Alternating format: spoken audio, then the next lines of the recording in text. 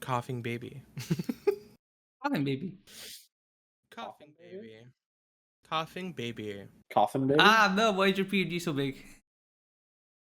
Coffin baby. Coffin baby? Coughing baby. Coffin. Wish you on it. Ooh. There you go. Why was I so big? Ego. Do you like my little talker? It's cute. It's cute. Ba, ba, ba, ba, ba, ba. Would it surprise you to know that I'm redoing my entire model again? Nope. Classic. Classic. No. I heard there you even said what was that word? What was that? The R word? The R word. Ooh. We didn't talk about the R word in this house. What? Rebranding. Rebrand. Oh, Sorry, I said it. I shouldn't have said it. oh, I can't believe it. I bring you onto my podcast, Mel, and the first thing you say is the R word. I can't believe this. I'm sorry, okay? Also, I forgot what the name of your little chat pet is. His name is Jammy. Jammy. Here, let me just... What if I crushed him and turned him into a jam? He's already a jam. Yeah, true. He already is a jam. Exactly. He eats strawberries. It's strawberry But sauce. turn him into a jam in a jar. Oh no, Mel, you can't eat Jammy. I know he looks tasty. You can't. You can't. How else is everyone gonna? How else is we need Jammy to read the chat's messages to us. Is it strawberry flavored? Ooh. Now I'm like super tempted. Uh-oh. Whoa! Uh-oh. I'm behind my own stream. Whoa. Whoa. Oh. We're good. You want to take too big of a hit off my pen? Whoa. Oh. Whoa. Whoa. Do you have the video of that, hun? I can find it real fast. Okay. I want to show Chad the video that we're talking about. Actual coughing baby. Also, hi, Miss Newt. Hi. Welcome on in, everyone. Do smoking. Got it. I'm an edibles type of gal. Smoking for me is just... I can't. I tried my first edible over the my little PTO actually.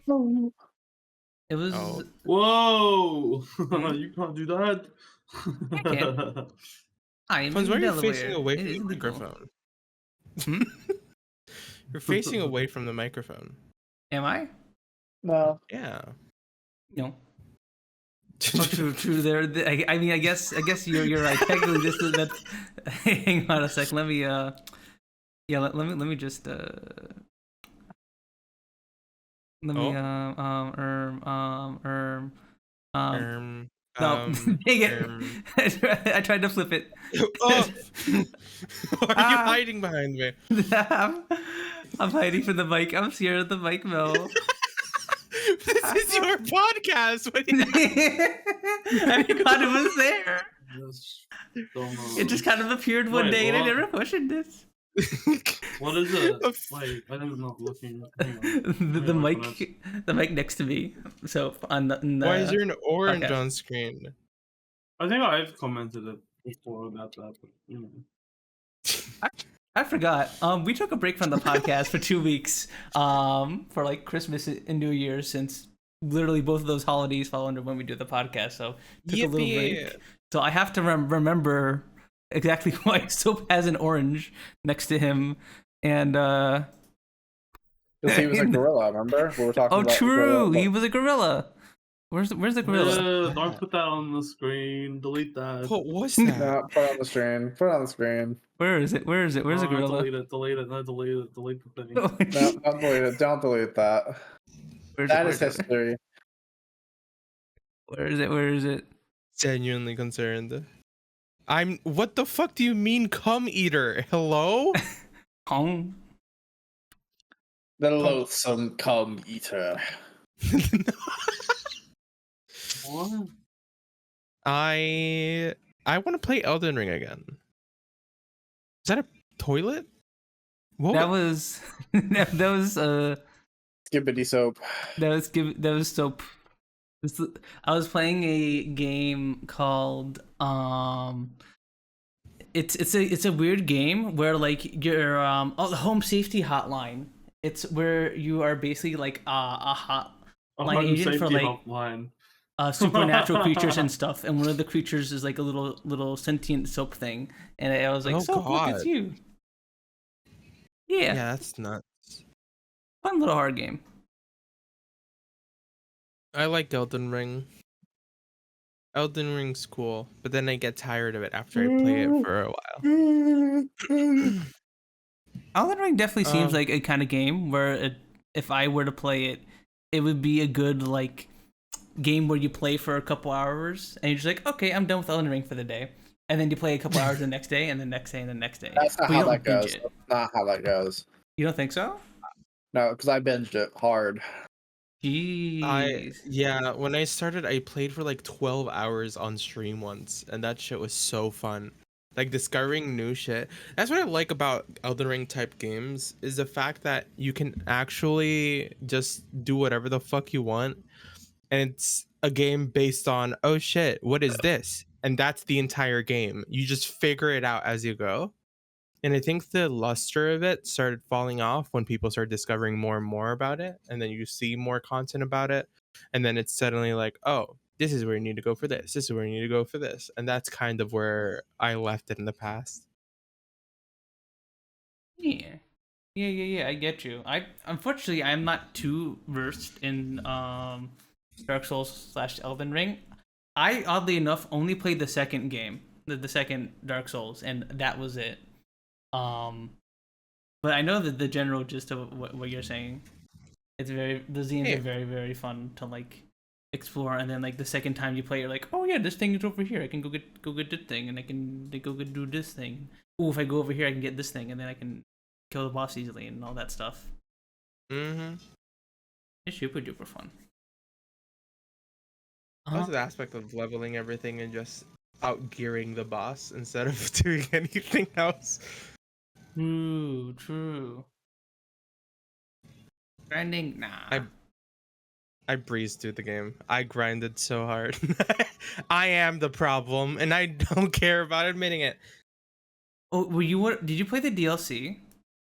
No, I didn't. That's what I was thinking of potentially playing, mostly because they have like fighter type weapons. They have like kicky and punchy weapons, and that's honestly why I wanted to do. I want to see if I could beat bosses with it. Obviously, yeah.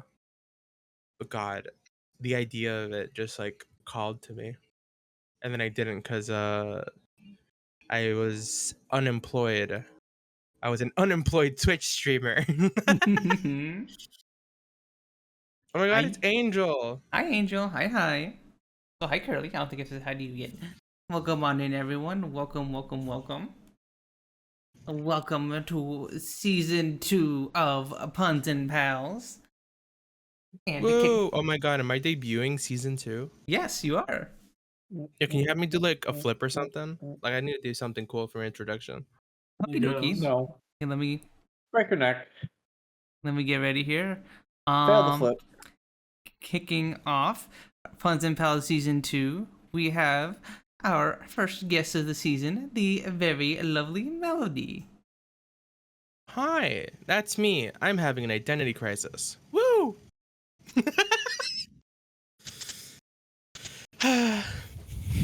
Life, the universe, and everything. To be fair, this isn't that new for you. You typically have an identity crisis every few months, from what I understand. Hey.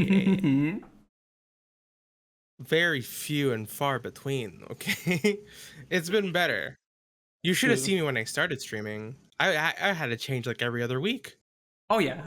You did the classic VR chat streamer thing of, ooh, I like this avatar. I'm trying to build to change my overlay and like emotes around that. Because I remember you did that a few times with your emotes, where like you. I did that like 3 times across the course of like an entire year.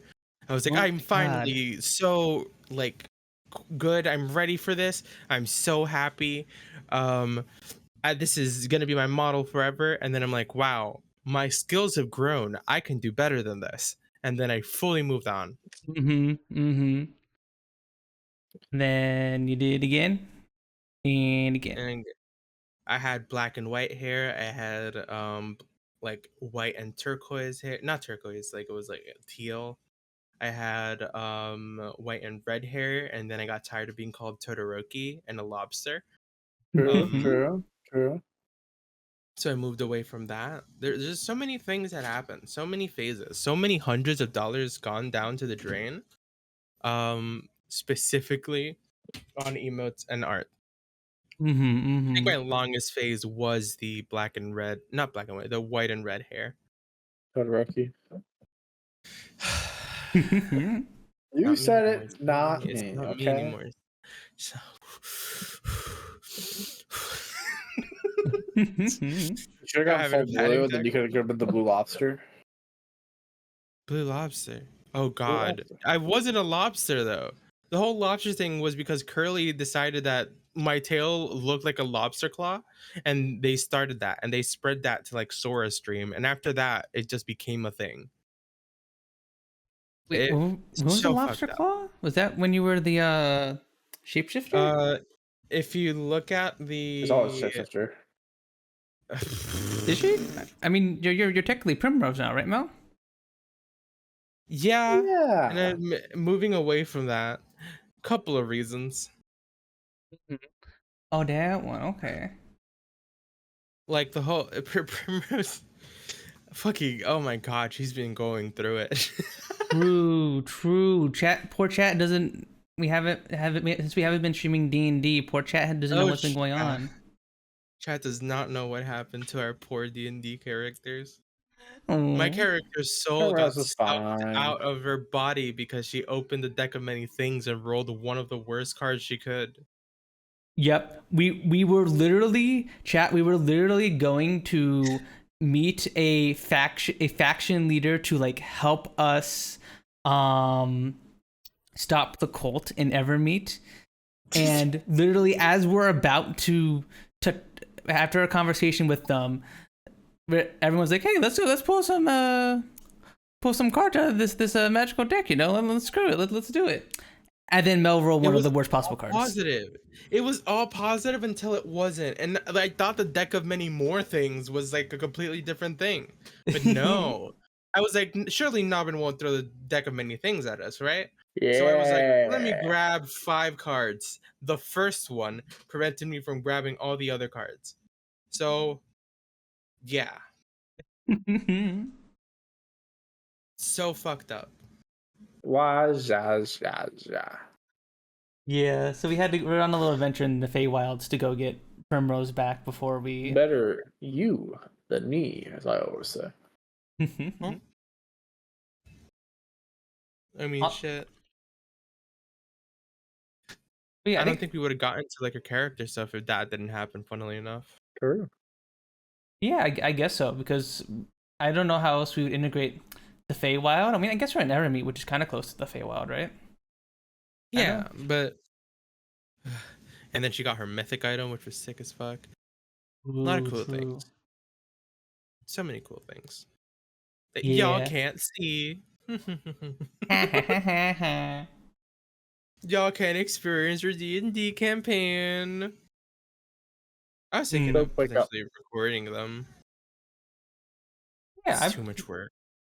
Yeah, because like I wouldn't inherently mind, but I guess unfortunately I even thought about maybe just streaming it myself, but like unfortunately it's just now we have, if I ever wanted to like show everyone what happened previously in that campaign, we have like a whole chunk that was like before either of us streamed, and then we had a chunk that was during when you streamed it, and then they have another missing chunk that the viewers missed again, and then we started again, and I feel like it would just it would just be so hard to catch people up because like we've been playing this campaign for like 2 years. There's so much stuff that's happened. Shit, it's what Critical Role did, right? They started off their campaign like a while into their own campaign with campaign 1.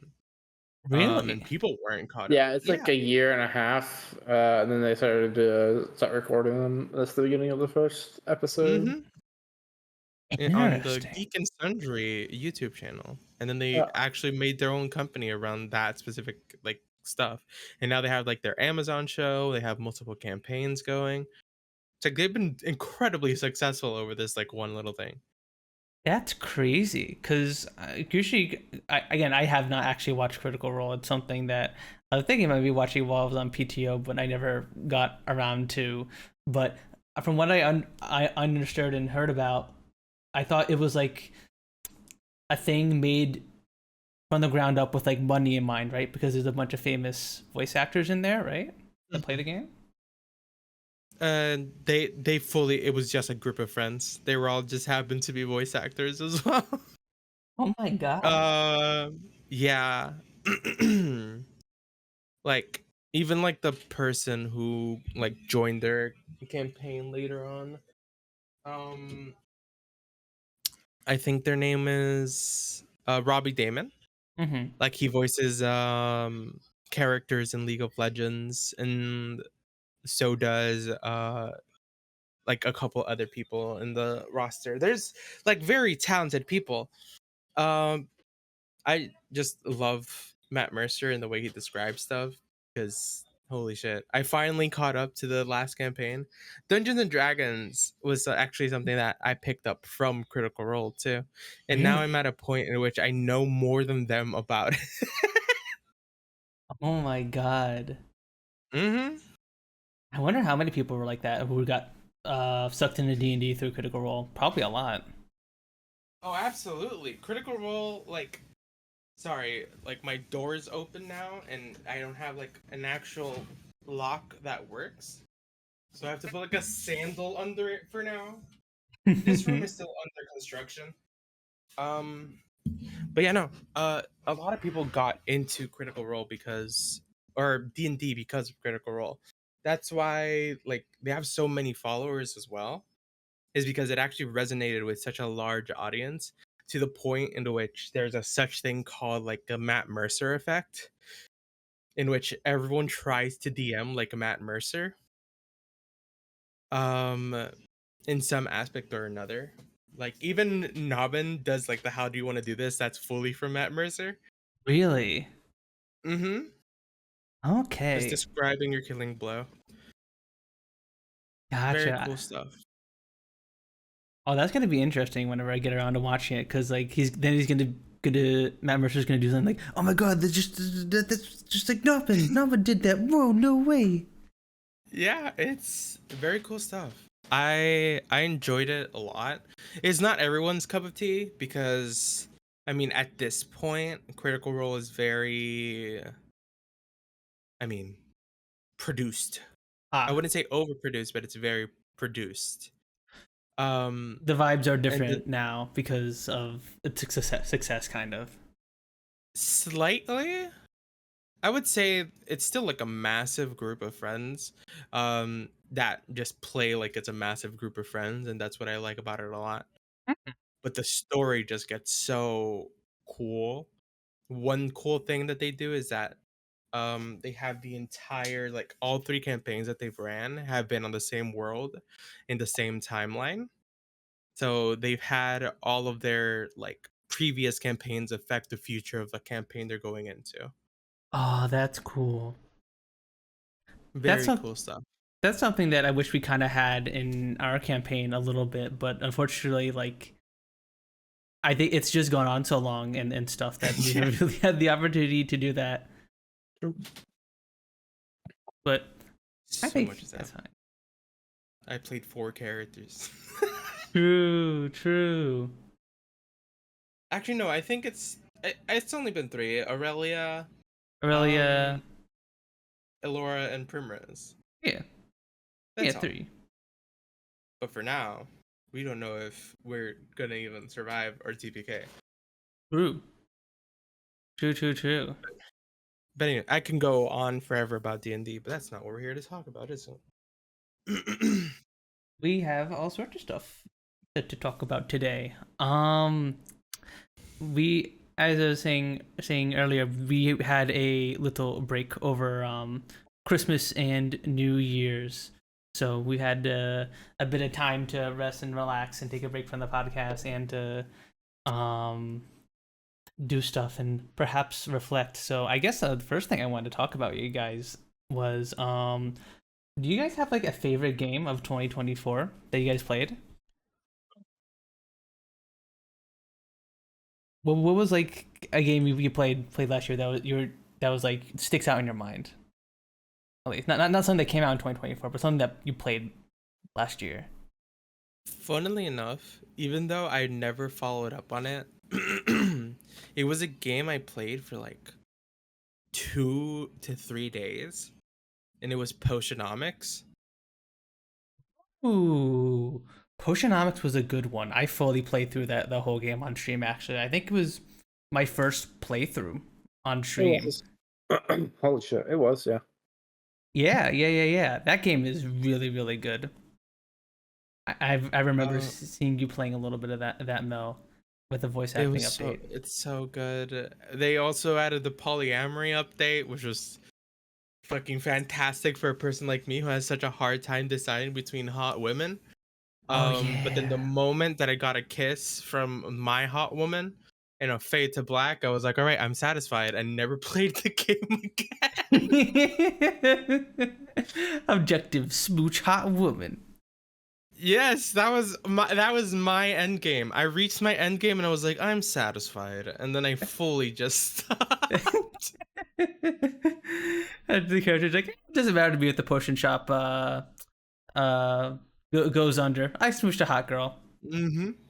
It was I'm like happy. enemies to lovers too. It was like one of the first like people you even do combat with, which they let you romance, and it was like, wow, okay, this is an enchantress, and now we're dating, and now we're gonna have hot steaming sex.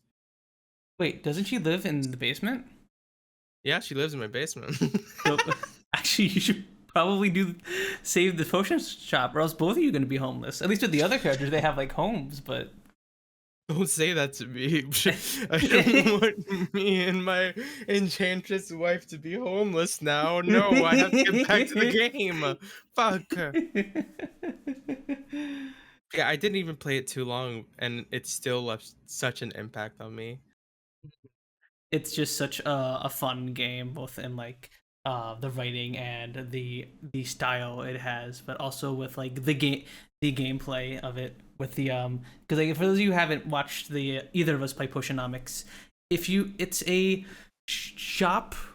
potion shop owning bartering game where during the day you will like brew potions and stuff that do various effects, and then you can open the shop and sell them to people, and then there's also like a time mechanic where you can go out and buy more ingredients, you can hang out with people, etc.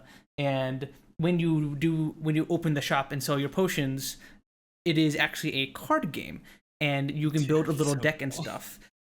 And there are a whole bunch of different fun builds in there that I never got a chance to experiment with. It's such a nerd game, but it's so perfect. It's fully just math and like deck building. That's, I don't know why it appealed to me so much, but it did. One of my friends got me into it. I know, because I'm in the same boat as you, because like I'm not a really big card game person. I tried to get into Yu-Gi-Oh when I was a kid, didn't work. Tara tried, and Navin tried to get me into Magic with was it Commanders, and then Arena, but neither attempt worked. But Potionomics, for some reason, I'm just like, yeah, this is great, hell yeah. I never thought it'd feel so good to like hustle poor people out of their money. It was great. You might like Gwent, Huh? So I said he might like Gwent. Gwent? Gwent. What is it about? Gwent is the card game in The Witcher. You know? Maybe. the actual game is more advanced than the version in The Witcher. Yeah. I quite like Gwent. Gwent's very fun. How doth Gwent's thou it's spell it? Gwent is fun because it's a best of 3, right? And sometimes it's better off for you to lose the first round, just so you can win the next 2 rounds. Interesting. Oh You shit! have to I you have to see. think about that, where it's just like, you know what? It's not worth me wasting my cards in the next round. I'm just gonna concede now and let him waste his cards. That way he's behind and I'm ahead. Because you only Oh. pull so many cards. You don't use your entire deck. And it's free. Yep. Interesting. Pretty interesting. I didn't think I'd be into card games. Says the person who like was incredibly into Wizard 101 as a child. Look, I got very much into Pokemon, the trading card game. Very good trading card game. I also played a bunch collect of the Yu-Gi-Oh. cards, not even to play. I just collected them. 'Cause I have a could. binder in the closet with a bunch of rainbow rares in it. Oh my god! I used to have like Why a am I big getting bag of laughed at? Pokemon cards, and I didn't know if they were rare or not, but I think I got rid of them at some point when I was growing up. But I would also Probably just get them to have them. But yeah, So they're probably not. A lot of cards are worth like either nothing or 3 cents, and then I got a couple or like this one's worth $3. And I go, yay! How much do you think your binder's worth? $70 maybe. Yo, profit. No, actually not. No, I bought a couple of boxes and they were like $100 each. I was like, Jesus. Uh-oh. Oh my god. God, I think Wizard 101 was such a trip. I think I saw like a Twitter post a few days ago about someone complaining about how like the YouTube Pokemon trading card scene has become infested with like investor speculative people who are, and like the focus nowadays is like I'm trying to make money from selling the card or something rather than the fun of the game or something like that. if you wanted to make money off selling the cards, just run a card shop. True. Absolutely true. That was literally a game that came out that year. That looked very, very fun. We had a little, was it trading card game simulator, right? Yeah. I never got to play it. It looked pretty fun. I don't know what it is with me, but I can't play games like that too many other people are playing. Mm-hmm. It's just I don't know if this makes me a hipster or not, but I just get this weird feeling when I don't like succumbing to trends unless I really like the game that like is trending. The thing I do is like if people start glazing something too much, I'll just let it sit for a year or two and go play it in my own time. Exactly. Like I did that with I think Undertale when it first. No, Undertale was handed to me by a friend. I did that with what was it? Was it? There's. I forgot what it was. I remember we had an argument over it though. Yep. And I got mad at you for like glazing over God. something because you saw it a bunch of times on Twitter, and I was like, "What do you mean you hate this thing for a bajillion years because you saw it talked about a bunch on Twitter? Like, what do you mean it's really good?" And you were just like, "Oh no." Yeah. Oh, it's just it makes me not want to like either play it or watch it. As like y'all are out here sucking its dick. Because the thing is like when people suck its dick so hard, I then have the expectation that's going to be good. Then if I go play it, I'm not gonna have it be as good. But if I let it sit for a couple of years and like fall to the backside, I'll go see if that was actually decent, and it'll actually be fun instead of being like this isn't as good as everyone's saying. That was me with what was the name of that game? The MOBA like shooter game. MOBA shooter. Freaking Deadlock.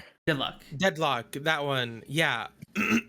I got told to play that so many times that I actively didn't want to anymore. Mm-hmm. I hate being told what to do, like back to back to back, and it makes me grow an annoyance with the game itself. For some reason, I think it's just by proxy, right? Because like you need to have something to get frustrated at, especially as a streamer. You can't really get frustrated too much with your own chat. But for me, like, I don't really like being told what to do back to back to back, because it makes me feel like what I'm doing currently is not worth someone else's time. And it makes me feel like, as a person, that I'm not doing enough right now when I could be doing better. Better Yeah. being playing a game that I don't really feel like playing. Yeah, no, I completely understand that feeling, Mel. I think about that sometimes. Not just as when like at one point last year, I got really addicted to playing this game called Terra Invicta. It's like a think like Civilization mixed with XCOM, where you're like it's another paint the map strategy game, but there's also like space stuff and aliens start trying to invade the Earth and stuff. It's very, very fun. But I played like a bunch of that on stream because it was my addiction at the time, and like because of like my arm problems and stuff. Basically, the stream time is my time to like play games most of the time for most weeks. Mm-hmm. So I was like, oh, I should probably be playing something else because I didn't play the whole thing on stream. I only played it partially on stream. I would sometimes play it on the weekend. So like it was a disjointed playthrough pretty much. And I was like, oh, people probably don't like this. There's so much of this is just sitting around waiting for stuff to happen. It's not very fun, but I'm enjoying this. And I could be playing something else. I could be playing a new city builder game or something like that. Something that people might stop by my stream to watch, but yeah. It feels like this unnecessary pressure, especially when you're trying to just do whatever you want. It's like, hey, variety streamer, do this specific thing that I want you to do. And it's like, okay, well how about no? And now that added like a mental timer of like a month to me actually playing the game. Every single time it's asked. Yeah.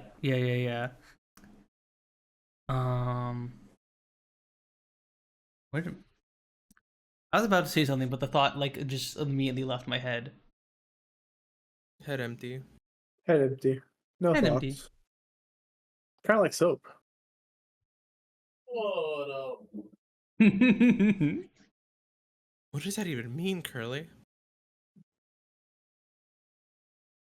Where you do different games. Shut the fuck up. Yeah. But yeah, I like to do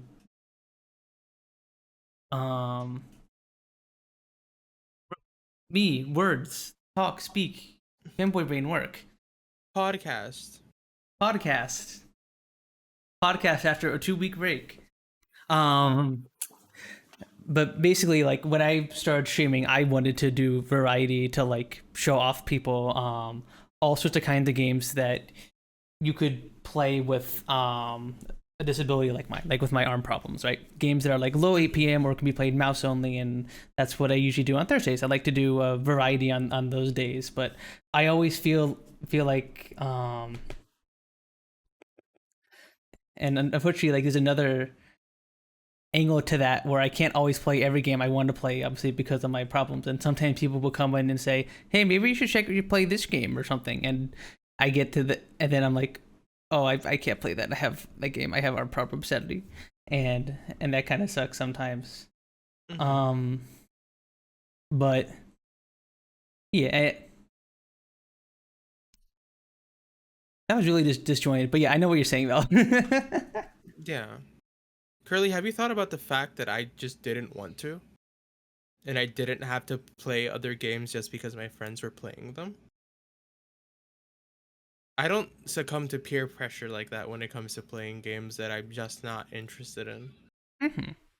Like, I know I'll have fun if I play with my friends, but like,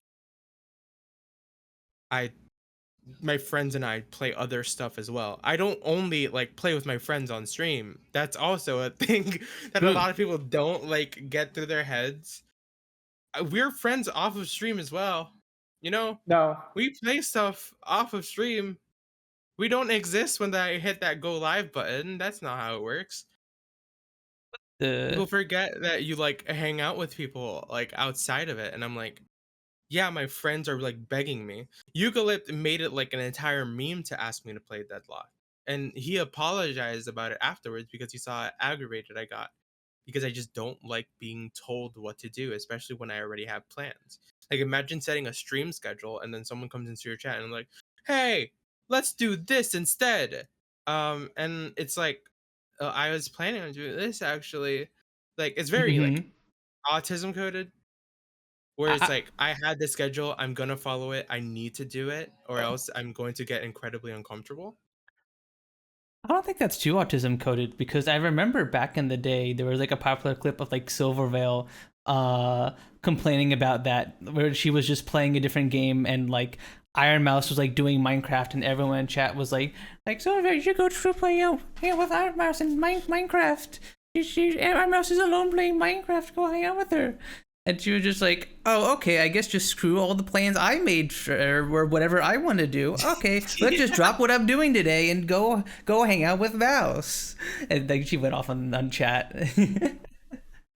I mean, yeah, it's like I think it also boils down to I hate repetition, and I hate like constant reminders over and over again. Do this, do this, do this, do this. And like it feels like someone is hitting my brain with a fucking pickaxe, and there's nothing I can do about it. That's why I don't like it. I enjoy playing with my friends, and I will play with my friends if it's something I'm interested in. But if I'm not vibing it, if I'm not feeling it, it's not going to be good content. I'm not going to be in a good mood. It's not going to be nice to watch. I am a person. I'm not a machine that plays games. I have emotions. I'm just a girl, you know? Yeah. We're all just Sometimes people forget that. We're only human. And that's one of the biggest things that people forget when you're a streamer. It's not like you're going on YouTube and like picking out a specific thing that you want to watch. Yeah. Like this isn't like this is a real human being on the other side of the monitor. A lot of chatters forget that sometimes. That like we have lives and stuff outside of streaming and all that. Just be Doomplay alone in the corner. I miss the older days of gaming, Halo, Gears, etc. Homies play with each other. That still happens. It just doesn't happen on stream all the time. Like, I know you're trying to push this wholesome narrative of like, you should play with your friends whenever you can. I do. Just not on stream. I don't like milking my friends for content either. I don't want them to feel that way. I don't want my friends to feel like I'm only playing with them because they're funny or anything, even though they are. I like just spending time with them like a human being. So whenever someone comes into my chat, I'm not going to be like incredibly malleable, like I'm not my own person, and just be like, you know what? I'm gonna do whatever I'm told to do. Daniel, hi. Hi, Daniel. Hi. You know, it's just how it is. I play games off stream. I know it's hard to believe. I don't only play League of Legends and Rot. I do play other stuff, and I enjoy myself a lot. I've been learning Street Fighter 6. I was pampered by modern controls, so I decided to go to classic and start learning that. Very exciting stuff. So classic is just normal fighting game controls, right? Like like a standard. Okay. Yeah, that's how I learned to play back in the day. So much more control over what you do and what you have. Yeah, I recommend you learn that. That way you can play any other fighters. Because like some fighters have the little simplified control styles, others don't. But yeah, you were saying? Sorry, I cut you off. No, you're good. It was just boiling down to that. I'm having a lot of fun with it, and I'm mostly using it as inspiration for like what's gonna be my next character after the rebrand. It's great. Yet another rebrand.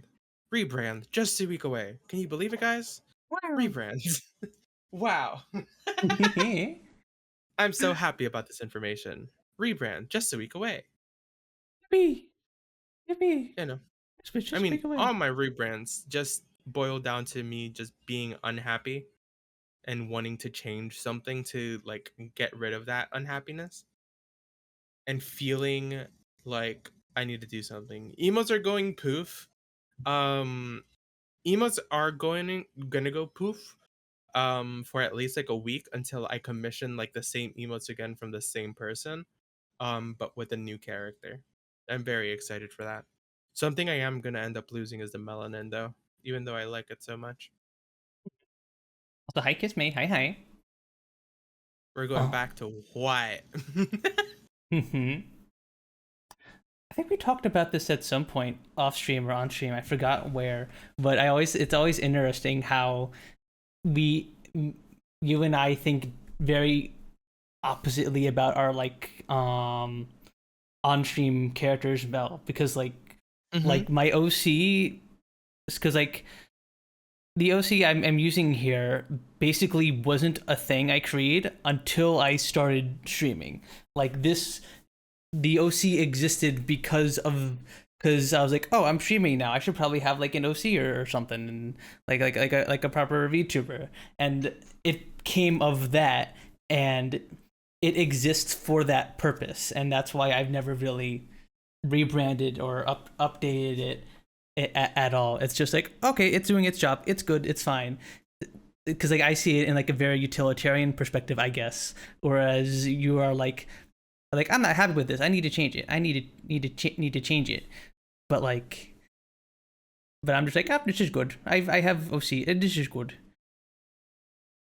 I think I played it. Mhm. What were you gonna say? I was gonna say I think I explained it better last time we had this conversation, but yeah, it's like a very different way of thinking about our streaming avatars, I guess. Yeah. I'd say I'm utilitarian in a different aspect. I fully used like the because of the skills that I have, right? And the fact that I have the ability to change it so much and I have that power myself. That is true. I'm able to change so often. And it just helps me hone my like Blender skills, my Unity skills and all that. And then it becomes a case of like, okay, I've gotten better. I know I've gotten better. I can put out a better product. So I'm going to put out a better product because I'm currently unhappy with what I have now. So I'm like, all right, time to spend like a week in Blender and just character create, right? So whole week of character creation, getting all the ideas down. Like recently I thought of the idea for the new character is going to be the black and purple hair. But there's going to be like a mode switch in which it's white and purple. And I'm also going to have red and purple eyes. And that's something that I've been thinking about a lot. The red eye is going to be glowing and the purple one is going to be normal. Ooh. So I'm just slowly concocting this character in my brain. Funnily enough, the more and more I play these fighting games, because that's kind of the point of them. Because I'm just going to start getting into Tekken as well and doing all that kind of stuff. But it's very exciting. It's very exciting to see new things. But I'm also just a person that keeps constantly changing. And it just reflects with my character as well, because sometimes I just outgrow them is the way I'd like to see it, at least. Yeah, and I think it's very you that you do that. Like as much as we joke around you rebranding all the time, I think it's very you, and I think that's awesome. Something that isn't going away anytime soon is my name, just because it's my name. Because you as streamers, you do have to keep a little bit of it like not changing for like branding purposes, I guess. Oh yeah, the hardest part of any of my rebrandings was changing from Leah Bella to Melody. Yeah, that's another reason why I still use my old Twitch name as my streamer name, Captain O Punz, because like this is just a username I made up when I was in like middle school, And the reason I haven't swapped out of it, well, the main reason I haven't swapped out of it for something better, I guess, is because it's because it's just a random, fairly like random basic username. I was able to get it in so many places. I have it on YouTube. I have it on obviously I have it here on Twitch. I have it on Twitter. I have it on Blue Sky. I have it on pretty much every single platform I could want. So if I ever wanted to rebrand to a different name, I would have to make new accounts with my new name on all sorts of different places, and I don't know if I would be able to get it nowadays, especially with What's funny is that people think that it's a positive experience for me, especially changing from Leobella to Melody. There were a lot of people who gave me so much shit for it, as if I wanted to do it. I had to go through all of my social medias, every single thing that was labeled as me. And for months, there was still other stuff in the backline that was like, oh shit, it still says Leah here. I need to change it. And I think I've gotten to the point in which everything now, or like at least most things, have my actual name. But God, it's such a tedious process. And I can only imagine when I like finally change my name legally, how much more difficult it's gonna be no. for like health insurance, the pharmacy, going to my doctors and all that shit. It's gonna be actual pain. Oh my god. Change is a part of life. It's that simple. I don't want to keep changing though. I'm tired. There's too much. I want to find something that I'm happy with. And I'm sure you will find it someday, Mel. Someday. I got it. I believe in myself. Hey. I guess back to the original topic we were talking about which was our favorite games of 2024. Siel, Soap, you got any? What about you guys? Anything popping up in your mind? Give me a second. You good there, Soap?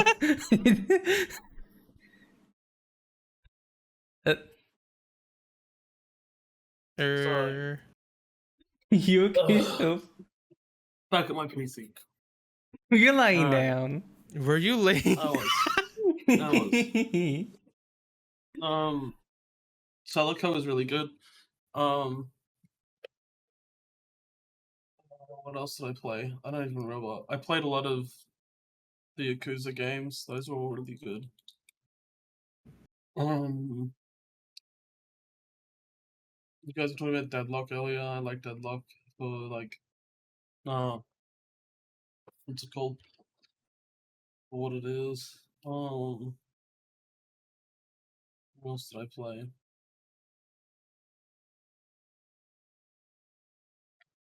Oh, I played Disco Elysium. That was amazing. That was a great game. That's one I've been meaning to get around to playing. That I hear is very, very good. It is. It is.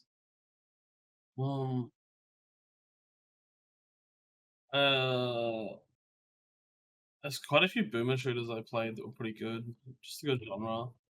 Played a lot of those. Oh yeah, you got into Ultra Kill, I think, right? Deus Ex, played that. Oh no, yeah, I played Deus Ex. That was great. I didn't get into Ultra Kill last year. I was into Ultra Kill 3 years ago.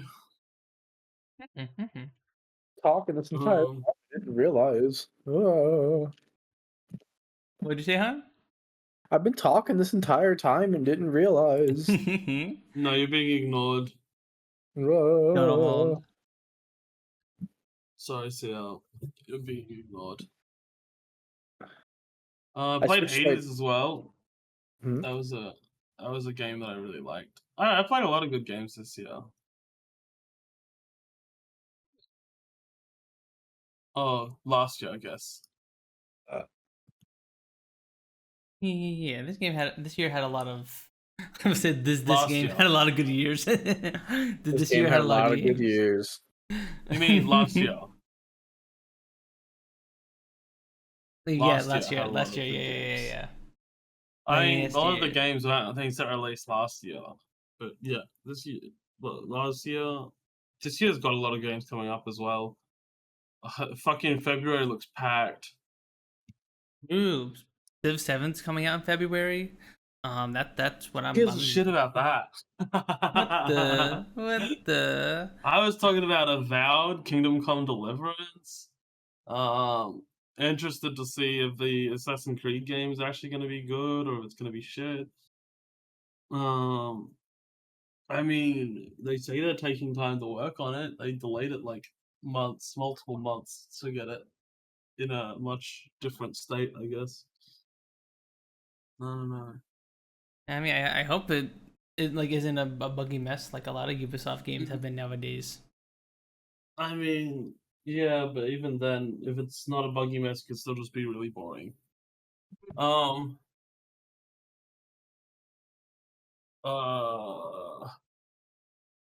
It's I don't know. I don't prey on any video games downfall. Okay, that's a lie. I don't prey on a lot of video games downfall because I'd like there to be more good games, but you know. Yeah. There's certain developers where it's like, oh, I kind of want them to do that because I don't like the developer at all. Yeah. But, you know. Yeah, Ubisoft is. At this point, I'm as a company where I guess I wouldn't mind if they dissolve because they just haven't. Know. They have a lot of IPs that I really like, and I would really like Assassin's Creed to be good. And I don't want the company to dissolve because the amount of people that work there that would lose their job, it's like, you know. Yeah. It'd be really bad. It would be really bad for a company that big to dissolve. Right? Not really. The IPs would go to other people. Yeah, the IPs would, but the employees wouldn't. The employees wouldn't just. No, they would. Maybe. No, for sure. I don't know. It depends. That's their industry. They would just go to different companies. They would get. Yeah, they would, but it's hard. It's hard to get reemployed. Like, especially when everything's in decline at the moment. I don't know. A lot of companies are downsizing. Not many are making themselves bigger. You know, so it's pretty hard to get reemployed if you lose your job at a big company because it's dissolved. Because they're also competing with everyone else who just lost their jobs. You know. Maybe. It'd be really fucking difficult, I feel like, if Ubisoft just disappeared, you know?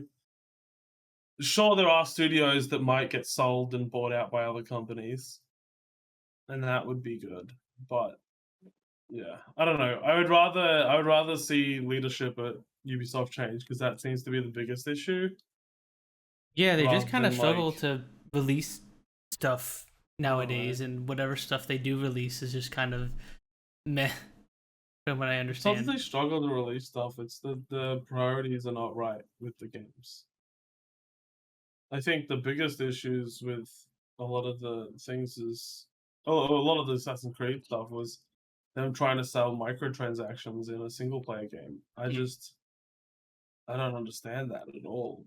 I mean, I get monetarily I understand it, but like in terms of like creating a game that people are gonna like and enjoy, there's very few people who are like, yes, I want to spend heaps of money so that my game is more fun, you know?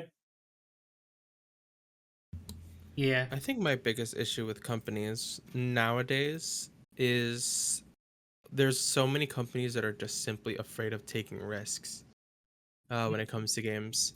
To the point in which we only are seeing like we're not seeing too much new stuff. We're just seeing remasters, things that are just I mean sequels, like another that's along the lines of making money.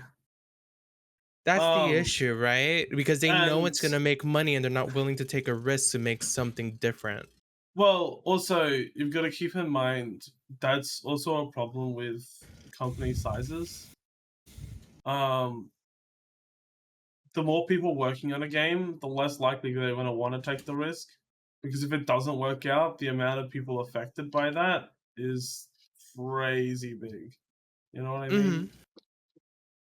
Like, obviously, as I was saying before, like it'd be devastating for fucking Ubisoft to just disappear and all the like studios to be dissolved. Because if that happens, then fucking, you know, where are all those people going to go work? They're going to try and get into other companies, but like, is there enough room for all of them? I don't know. I think like I'm sure companies will want people. Yeah, they will, but it's just the amount. Do you know how many people are employed at Ubisoft? Oh yeah, there's thousands. But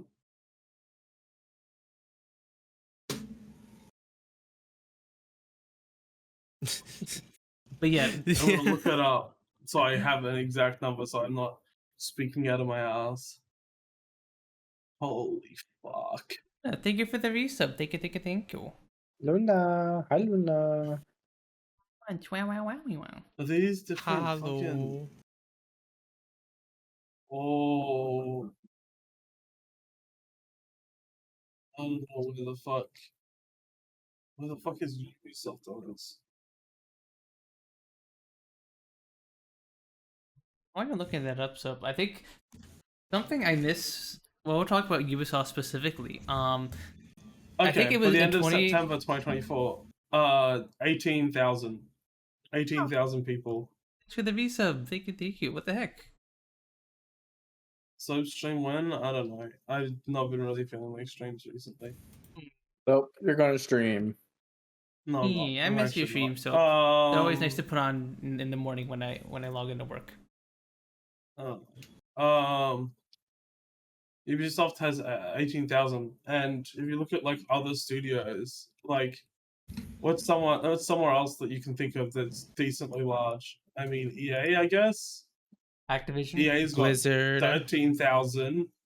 Like, I think Blizzard's numbers are a lot lower, but yeah, like Blizzard was 13,000. They couldn't. I don't know. A lot of these companies,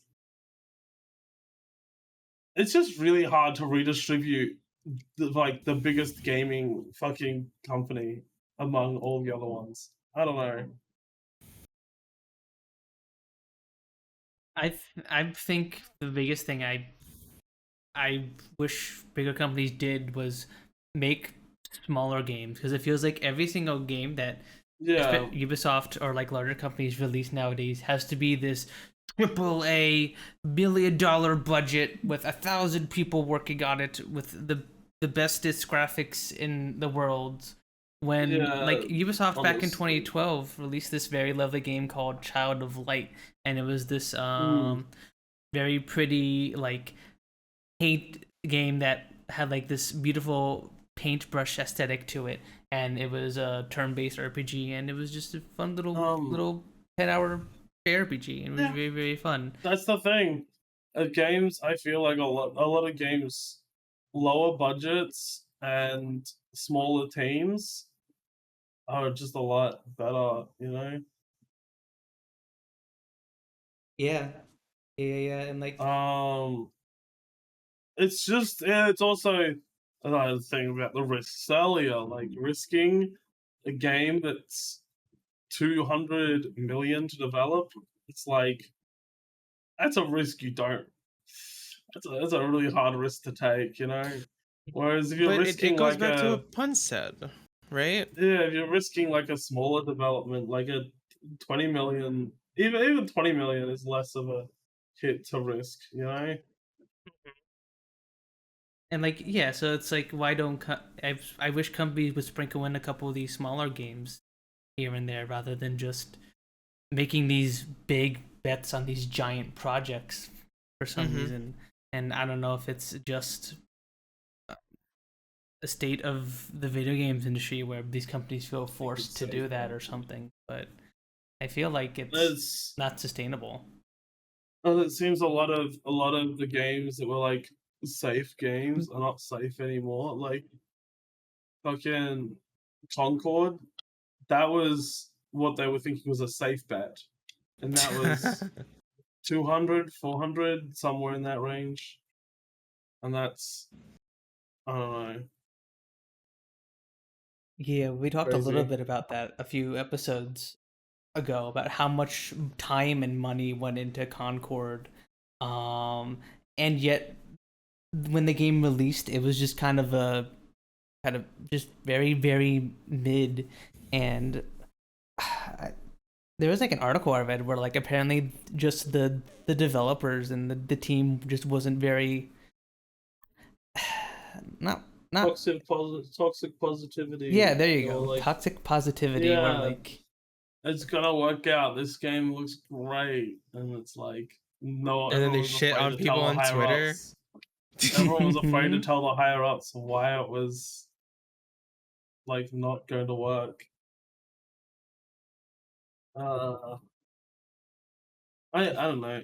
I'd rather a big company get like restructured in terms of like leadership than completely collapse. That's all. You also need more companies to actually just listen to the consumer, because I I feel like that's something that's been lost. I think One it's company that does it well is Warframe, or like I forgot what Digital it's called. Extremes? The Warframe. Digital Extremes, yeah. yeah Like they had such a massive comeback, and like every single time they had any backlash, they immediately like went to the root of the problem. People were complaining about the mobility in Warframe, and then suddenly they come out with an update that reworked the entire like mobility of the game. People were having like to glitch around specific enemies, and then they reworked an entire system around that as well, because they were realizing that people found the enemies annoying, so they decided to like do something about it.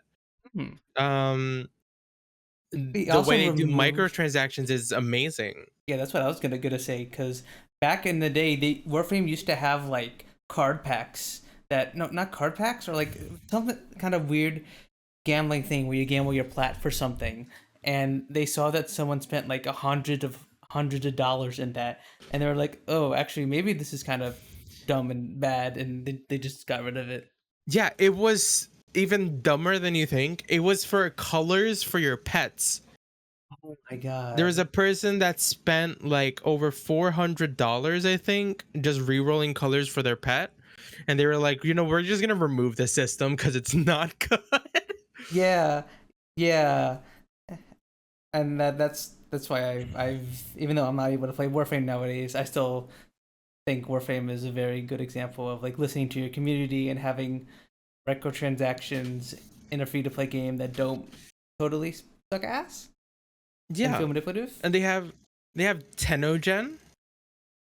Tenogen being specific microtransactions that you do in the game, completely optional, completely cosmetic, and what it is stuff that have been made by other people, and half of the profits go to the other person, which, if it's good enough, could actually sustain someone for a very long time in their life.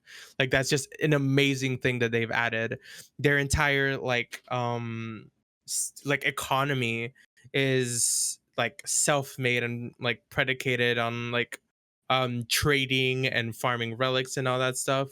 And it's just such a cool system that other games just don't do, because I feel like everything and everyone is just so, how do I say this, profit driven. Yeah, is the best way to put it. If your company does the same way it did like this year as last year, some people like and some companies see that as a loss, and that's kind of just insane to me, because it always has to be growing, and it gets to a point where it's like eventually this is just gonna collapse in on itself. Yeah, because every year these companies basically have to like justify to investors why they shouldn't just be investing in the S&P 500 or something, pretty much. And if you can't grow more than that, then literally why bother investing with you? And yeah, I don't know if you can extrapolate that to like the greater economy, where like we feel like the stock market is in this giant bubble, so companies have to keep up, so they have to keep doing these bigger and larger projects. I don't know if maybe I'm reaching a little bit with that. I don't know. No, I was having this exact conversation with someone else earlier. So. Really? Yeah, they were talking about the issue with the stock market and how it's borderline just gambling, and how a lot of our system of governance is based on gambling. And how our economy is also majorly driven by casinos in Vegas, which is kind of just fucked up and sus as hell. It's crazy. There's all sorts of other stuff with like the stock market too nowadays. How the S&P 500 like super duper concentrated around these handful of tech companies. How I believe a handful of billionaires and companies own like 90% of stocks. So there's very retail participation in the stock market is at like a near all-time low. There's all sorts of issues, I guess, with the stock market at the moment, that like I guess that all kind of like bleeds into everything else, right? Because it's your company's job to like to keep growing and beat the S&P 500, so it all trickles down.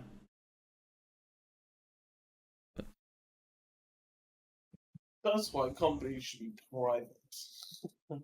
Jack Regis, thank you for the follow. Thank you. Oh my god, it's May Goose.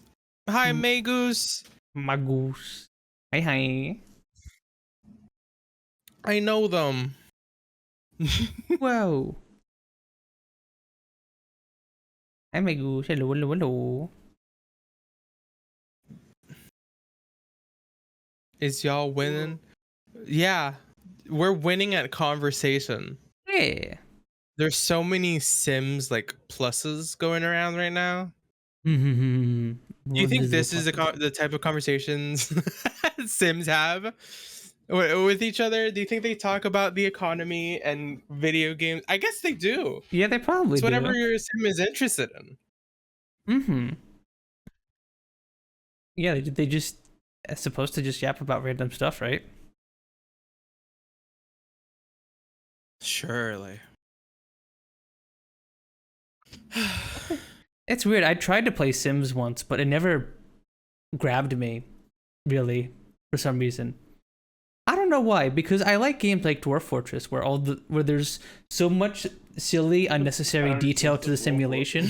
Like, would you say so?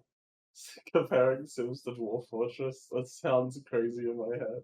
Okay, but like hear me out on this one. No, I get you. I just it's crazy to make that parallel. I feel like I don't know. Because the Dwarf Fortress and The Sims are both games where you just kind of are either control one or a group of people and you kind of pursue your own goals.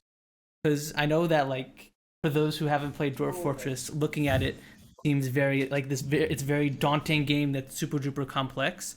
But Dwarf Fortress is actually ridiculously easy.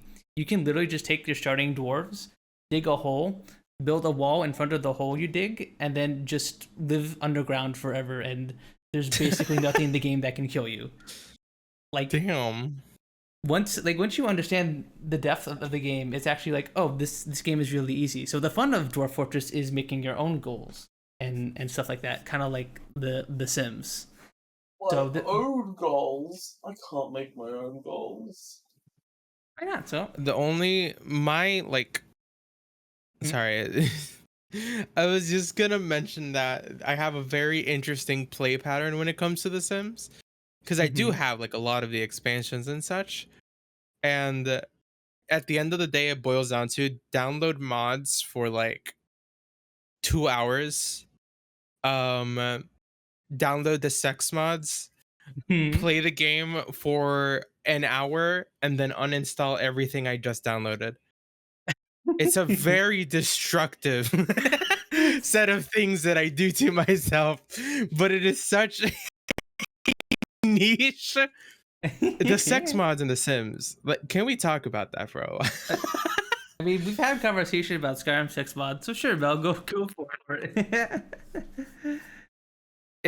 They're actually like insane. Really? Like a lot better than you'd expect them to be is a good way to describe it. There's so many different like Magus. What the heck? Thank you for getting 5 subs. Thank you. That's me. That's very generous of you. I appreciate it very much. Oh my god, you got soap in that. Huge. Actually huge. Soapers have to watch ads now. True. I still have to watch ads and I'm here. Ja, ja, ja. Ja, ja, ja. Also got Miss Newts too. Nice. Good. But you know, it's a lot better than you think it is, because you also have to download the specific like animation mods, like on top of the framework itself. They put a lot of work into it, a lot more work than you'd expect like anyone to put into a mod of that caliber. I mean, everyone who knows about like, the Sims modding community know about the mod that I'm talking about too, which is just absolutely insane. Magus, my name is Punz. I'm a femboy VTuber who likes 4X games, strategy games, visual novels, and other niche types of games. Hope we can have a nice cuppy time together. Yeah.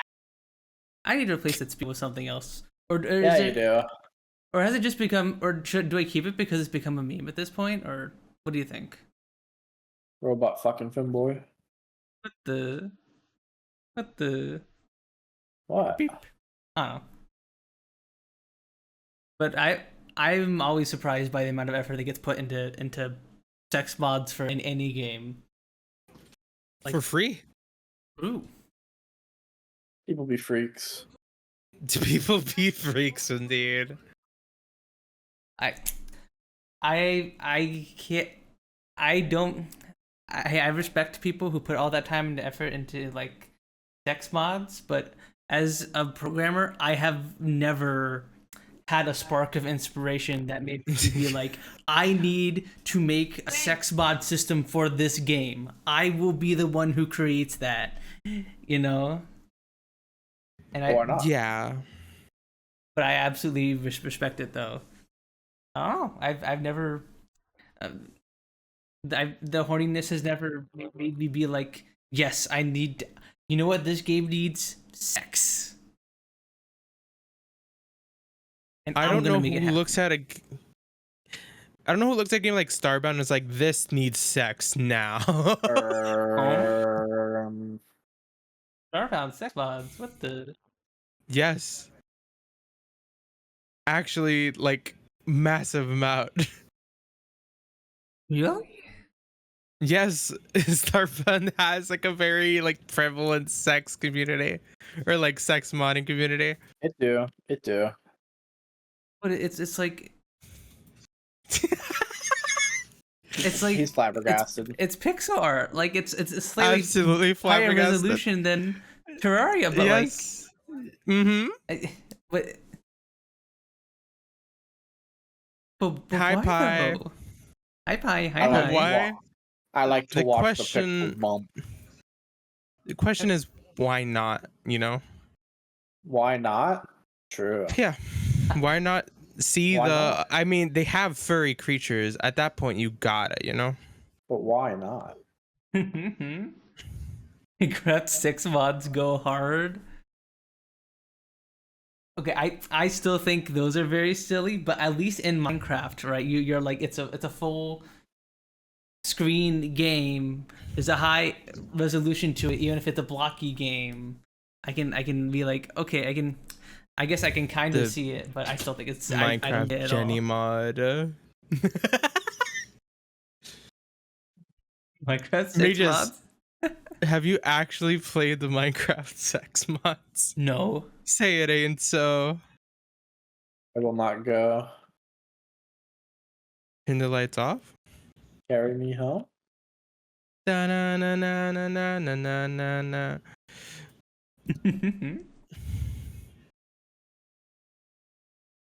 But yeah, no, I've never been. I've never gotten it. Okay, you said I've never been. I've never been to Minecraft sex mod. I've never been, guys. I've never been to Minecraft sex mod. I hate to break it to you. Tell me what it's like. I'll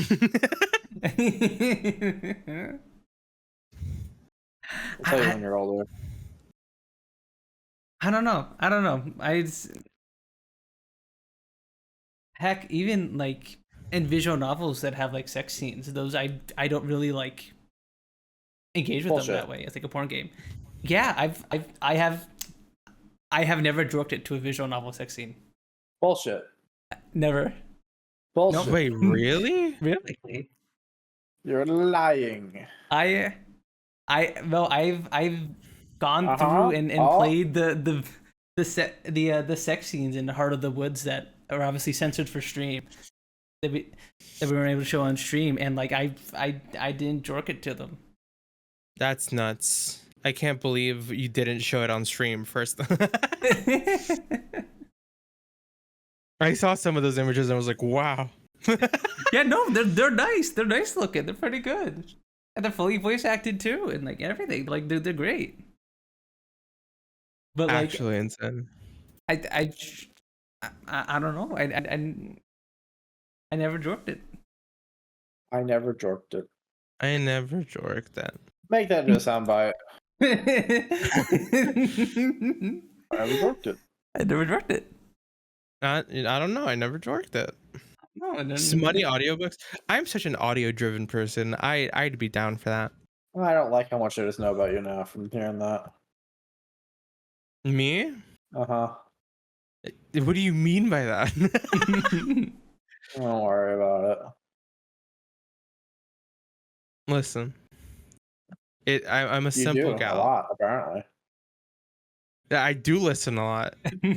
That doesn't mean I just like I only listen to other people. I like hearing like the cause and effect. If that's a way to put it. I'm that type of person. I think that's what makes me a little bit of a sadist. All kinds of Audible? Really? Speaking of Audible, this stream is brought to This stream is brought to you by Audible. Use code Punz N Palz for 30% off. We're never getting an Audible sponsor after this. Nope. Yeah, it's all over.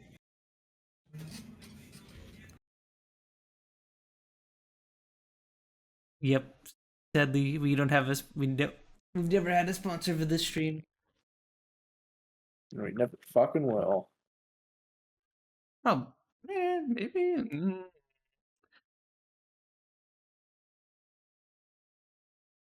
I believe. I'd like to think that I'm some sort of brand risk. Oh, sure. I don't. So you and I know we both kind of ride the line, I guess. Where like our streams are 18 plus, but obviously we're like safe for work enough for Twitch. So we kind of like ride the line between being stream safe and for like brands and stuff and not. And obviously a podcast where we talk about sex mods is, you know, maybe not the most advertiser safe thing in the world. So That's where you need to go for those 18 plus advertisers. Like, get sponsored by like Big Condom or something. This podcast sponsored by Adam and Eve. There was a sex toy company that reached out to me and wanted to give me free product. Yeah.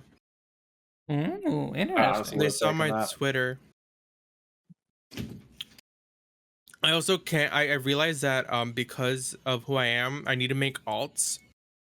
I need to make alts whenever I do anything like in another Discord server.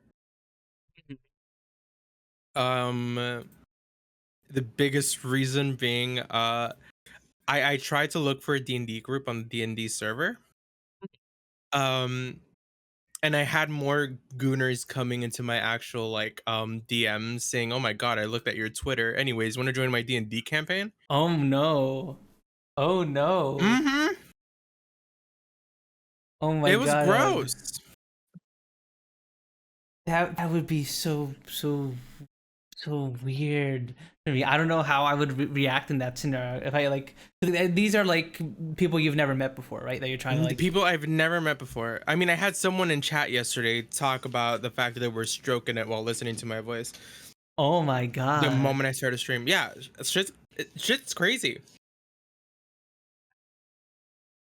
Did you know about that time someone offered to pay me $3,000 to sit on a cake and record a video of it? I think you might have told me about this once. Yeah, that's insane. And you didn't do it? I would have done that. Yeah, shit I should have. Immediately. I would have done that shit instantly. Like if I knew where I was gonna be in the future, holy shit. $3,000 for sitting on like a $20 cake? That's profit.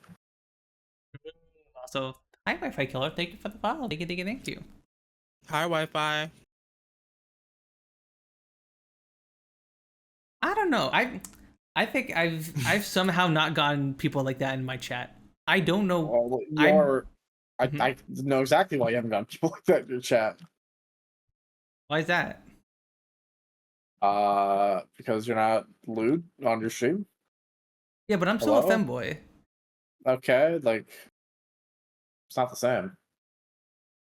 Brother, you're known for being racist, not being lewd. Come on. What the? This is true. No. Soap knows all about it. No.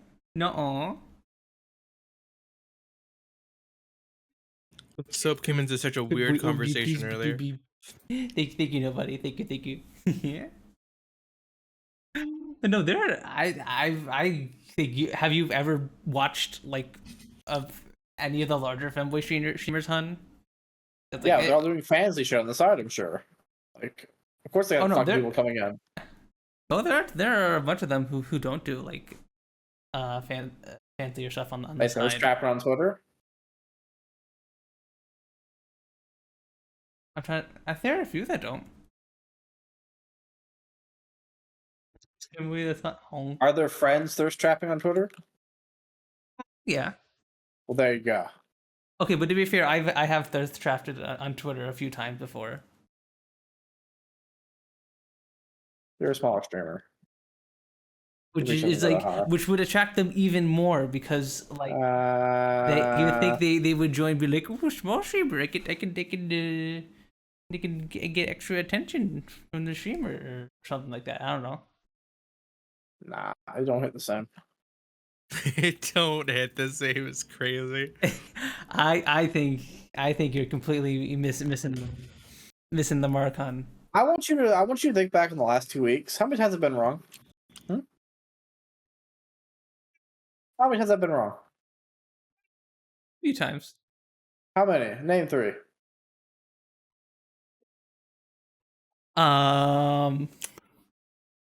The drive to the parents' place at Christmas count. Don't talk about that instance.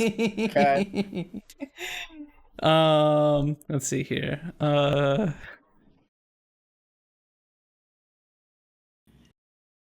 That's not also me being wrong. That's me fucking up. It's not the same thing.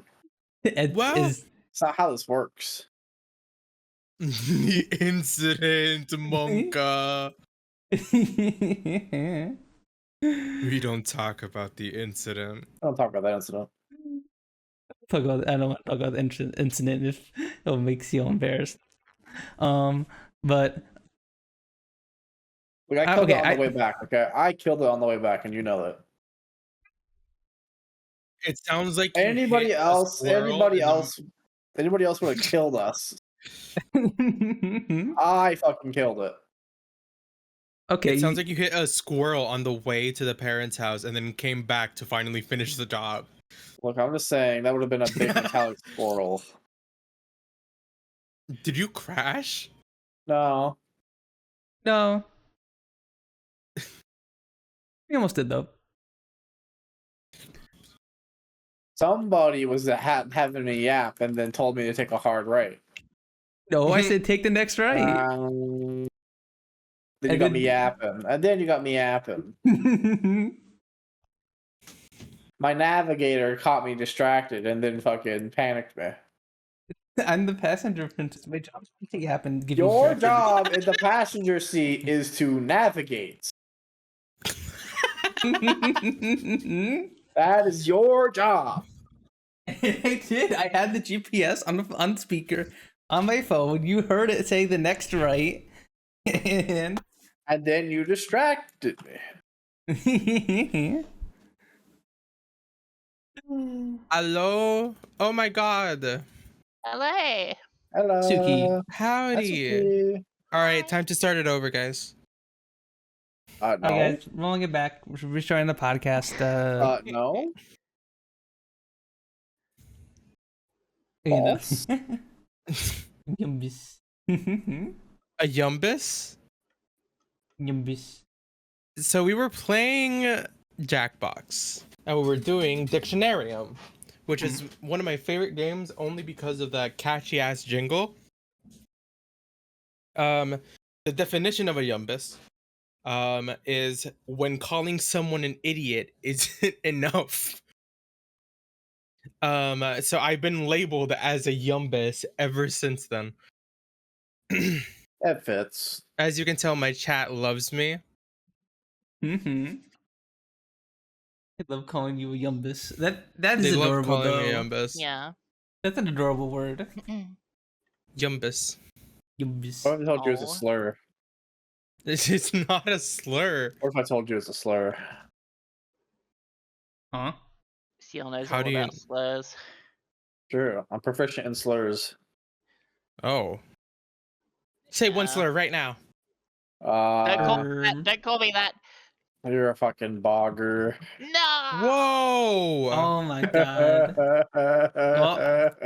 Delete the VOD. I guess we're not getting sponsored now.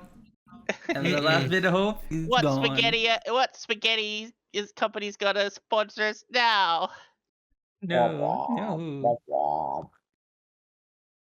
And then turning off their phone, which is had them app and falling asleep, so we had to take a 2-hour detour. Oh no, nobody. That's awful. You ever like have shit that you gotta do and you do it and it feels like it's been forever, and then you look at the time and you're like, no time has gone by, but it feels like it's been an eternity. I think I know what you're referencing. Huh? I think I know what you're referencing. I'm What? lost. No. Mm-mm. Yes. No. What? Is it not safe to say on this site? Yes. Okay. Oh, okay. This stream is sponsored by Good Dragon. Where did this sell?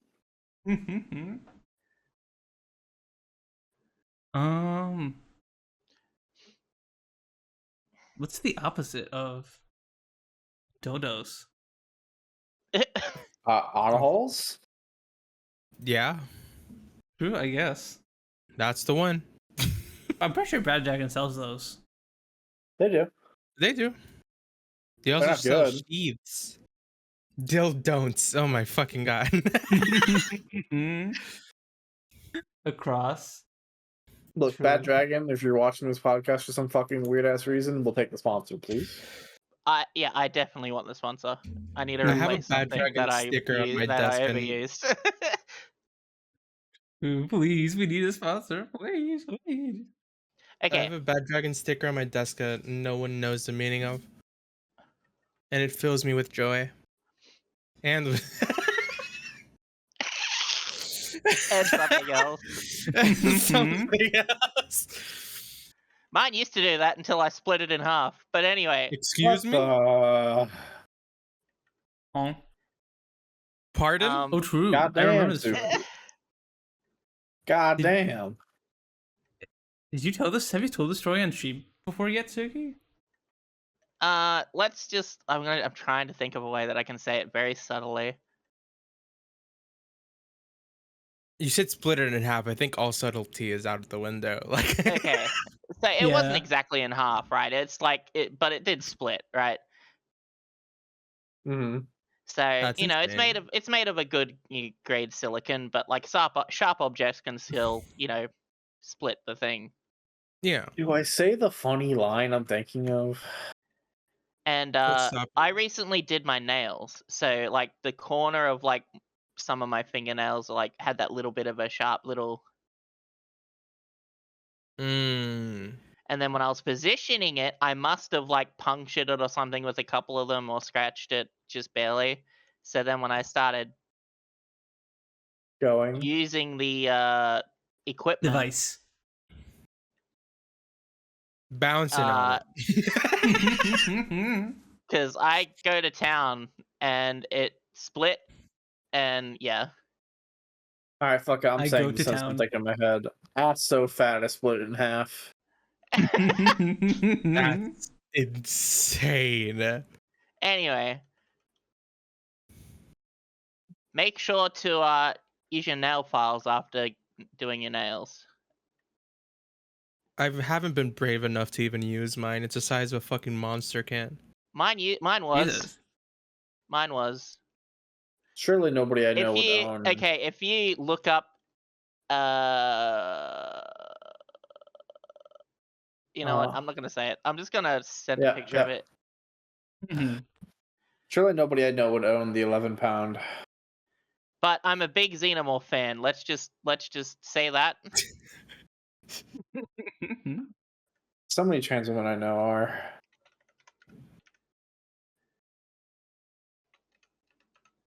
Insane statement. What? Nothing. What's the insane statement, huh? Okay, excuse me. Monster can is a pretty fucking large thing, especially if you've never done anything with it before. Oop. All right, let's not get it twisted. That's not as big as the one I had.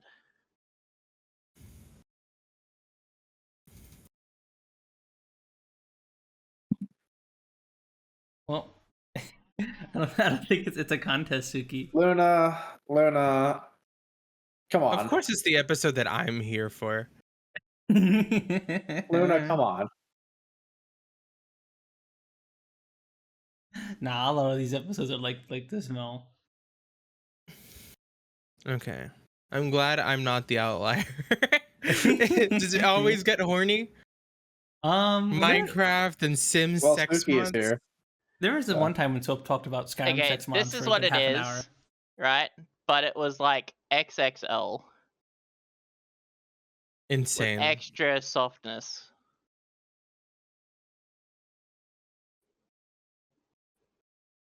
And you think fits with enough lube? Not without Also, training. I hate Discord. Why do you I'm hate sorry, Discord? I'm jumping around the place, but I've got so many things that have pissed me off today. Why do you hate Discord, Sooky? I went to, because, money. Anyway, I went onto Discord to cancel subscription, right? I could not find the button to cancel subscription. Oh. Like Turbo? I did the turbo stuff. The boosts were easy to stop, but the fucking to cancel my subscription, I could not. Huh. Hold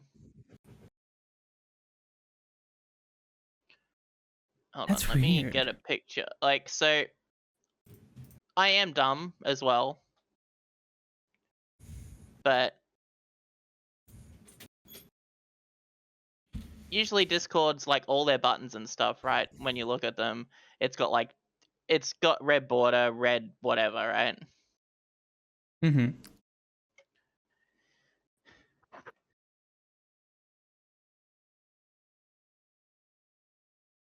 Can you see it straight away, or if you got the whole page up, like think about having the whole page of this subscription thing up. I've literally narrowed it down, so it's probably easy to see. Mm-hmm. Yeah. I think there's probably some other setting for that. Like No, that's the only way you can cancel it. Really? Ugh. on desktop. For me, it's that little white cancel next to switch plans. Do you wear glasses? Well, no, the issue is because I'm used to the UI of Discord, my brain automatically thought about, looking for that red button, so I wasn't paying that much attention. I And I was like, see. where the fuck is it? Like, is it in subscriptions? Is it in billing? Yada, yada, yada. That makes Wait. sense. It's not that. It's not that small, Sooky.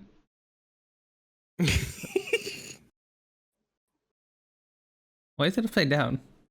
I don't use it Why anyway, is so it it's okay. why is it back? Excuse me. Yeah, you guys can tell where to cancel, right? It's like a captcha.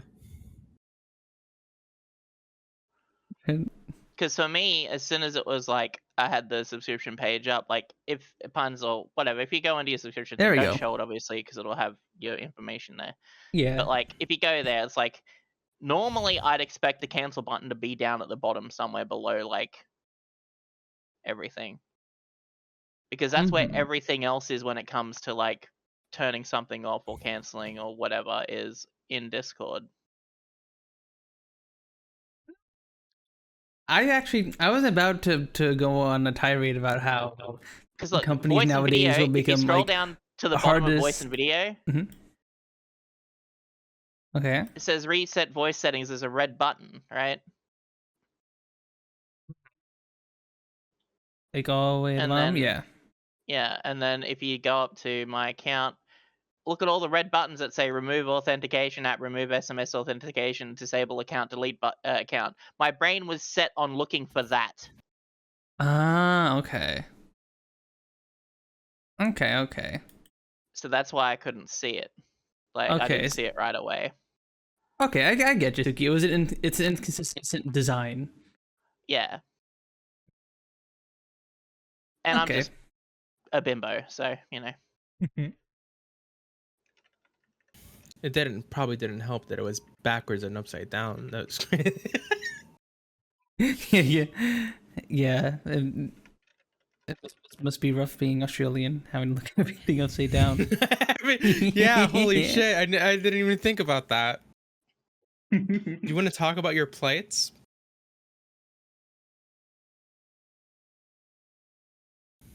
Plights? Plights. Yes. Plights? Plights? Yes. Plights. Is that a strange word to use nowadays? These youngins, I say as a 23-year-old. Plights is a fun word. Plight. Plights, yeah. Plight. I want to DM a D&D campaign, and I've been too distracted to do it. And I'm doing so many like commissions and stuff on the side that, holy shit, it's just an issue. You do it. Do it.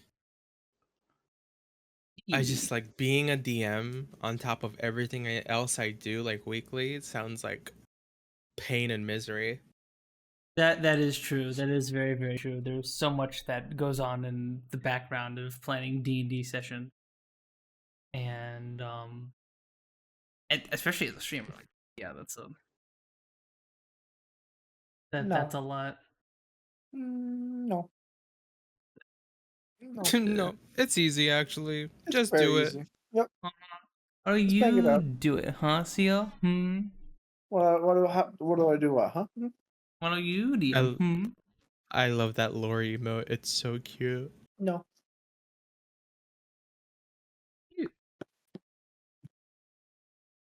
I've never played Binding of Isaac. Binding of Isaac is super fun. Very, very fun roguelike. The understanding of this lore and depending on Binding of Isaac, you should play Enter the Gungeon. There you go. Playing through what? Enter the Gungeon. Yeah, Enter the Gungeon. I've never heard of that. Uh-oh. This is true Wi-Fi. Are we gonna Yeah. talk about the controversy? Controversy. Which one?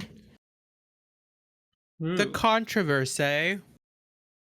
Yeah, I guess we can yap a little bit about the honey scandal. Have you guys heard about that? I don't understand. Oh, Makes that one, sense. right.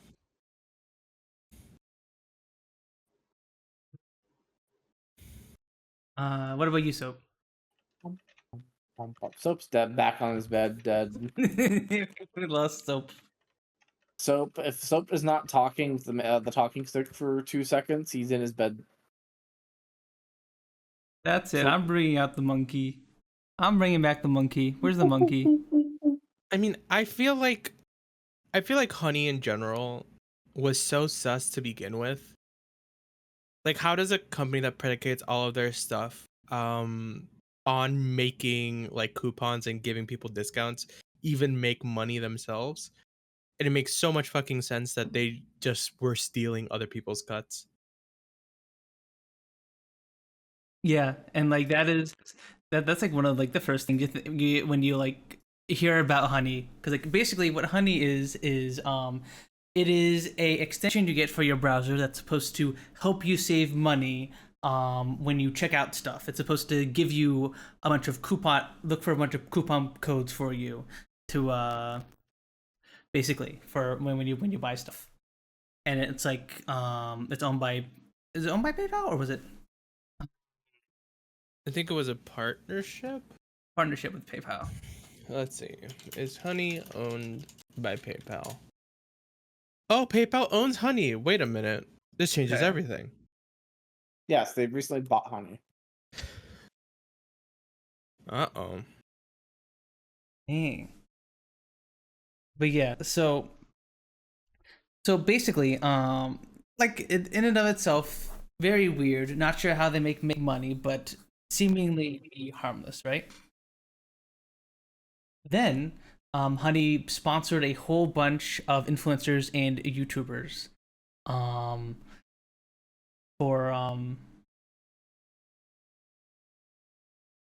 and they would give YouTubers and influencers referral links. And if you guys know how referral links work, basically when you click on a referral link, or like say if we had a gamer sub sponsorship or something, or something like that, and you clicked our referral link, when you go to the gamer subs website or whatever energy drink website you go to, it provides a cookie that tells the site where you came from, what if like you used to go to that, how you got to that site, and it lists that like it would list that Punz N Palz brought you there, and then if you bought something from that site, we would get a commission from that. We would get some kind of money back, and that's typically how these sponsorships work. However, what happened with Honey is that when you would go to buy something with Honey, whatever cookie, whatever referral code that was listed in that cookie was there, you would go to pay with PayPal, it would be just replaced with PayPal. So dozens upon dozens of YouTubers and influencers lost out on so much money because it just basically said this, get rid of so many referrals. And that's like the gist of it. Pirate Software had made a very good short that covered the gist of it, which he explains it way better than I did in 2 seconds, because he's just so good at. It looked like I'm drooling over the stuff. fact that you said cookies. Me? I think I've just been hungry this whole stream. You're drooling at Jammy, and now you're drooling at cookies. No, she just drools. That's just her thing. This is true. I drool a lot. I drool more than the average person. I drool enough to go through 2 sets of towels and an entire bed sheet. I know exactly what you're talking about, but also like, I want to know any further. Please, Yep. how do I? There you go. Let's do it. What, Sooky? Is there an issue with my statement? I thought that was normal. I Anyway. drool a lot. Always let's see. messy.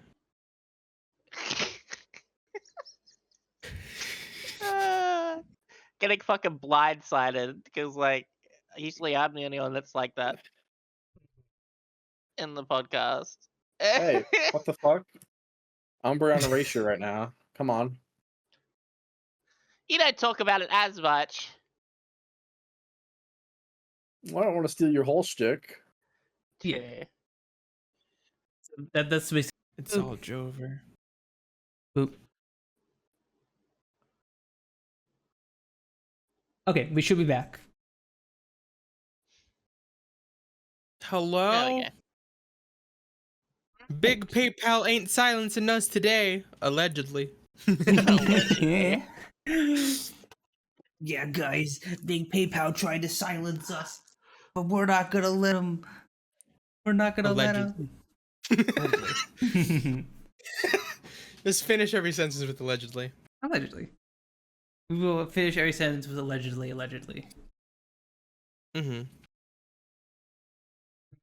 I'm gay, allegedly.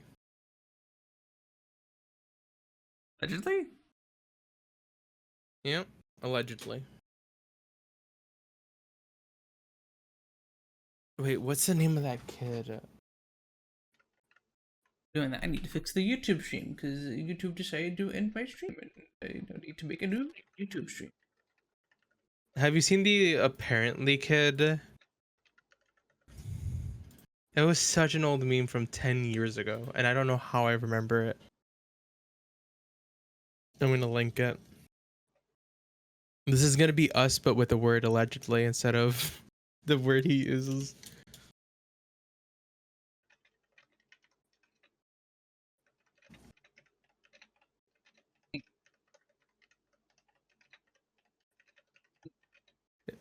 If a hot, tall woman and a femboy had a child, how would that turn out? I think it would just be I guess an average height, very feminine woman, man. Feminine woman. Thing, person, amalgam. I think that turned out pretty good. Let me. Ads, so many ads. No. I'm sorry, guys. Sorry. There's a naked woman on my screen. Oh. I'm getting like a bath ad. I'm seeing straight nipple. That's wild. That's ass. Yeah, this is what type of ad is this? Mel, that's not an ad. You're just watching porn. Oh fuck, wrong tab.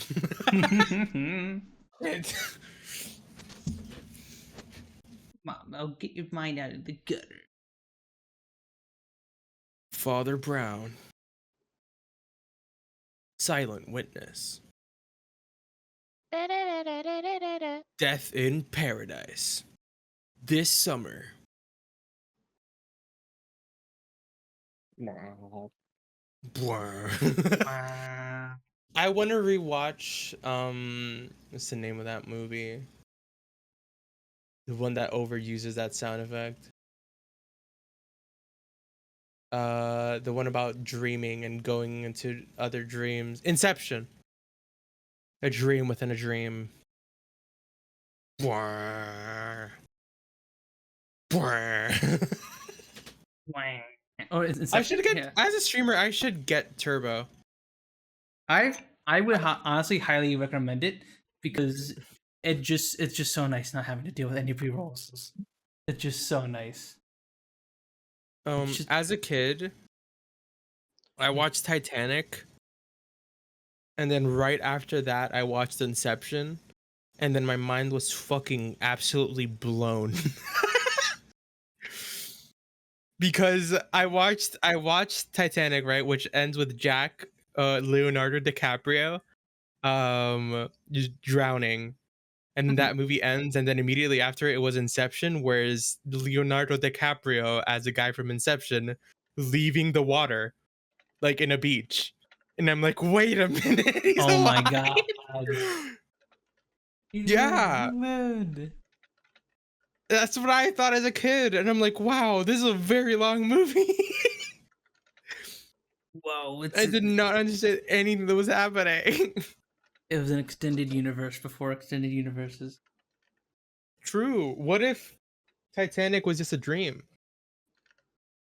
Mass hysteria. What if it never happened and it was just a book? That's never happened in history before, right? I've been trying to think of when they actually have, because there are a few mass hysteria events where people like have false memories of something that are like weird and interesting. It's like the human psyche is just like, oh yeah, we just all remember this one thing happening or whatever. But I can't have any. Wasn't there a town of people that died of dancing to death? Yeah. Yes, that is a thing. I forgot where it was or what it was called, but that is a thing. Yeah, Strasbourg. In 1518, hundreds of men and women in Strasbourg danced for days on end, many eventually collapsing from exhaustion. These dancing plagues occurred throughout the Middle Ages. Similar spontaneous mass compulsions, commonly called mass hysterias, have occurred throughout history, some very recently. That's insane. There's also people who laugh to death.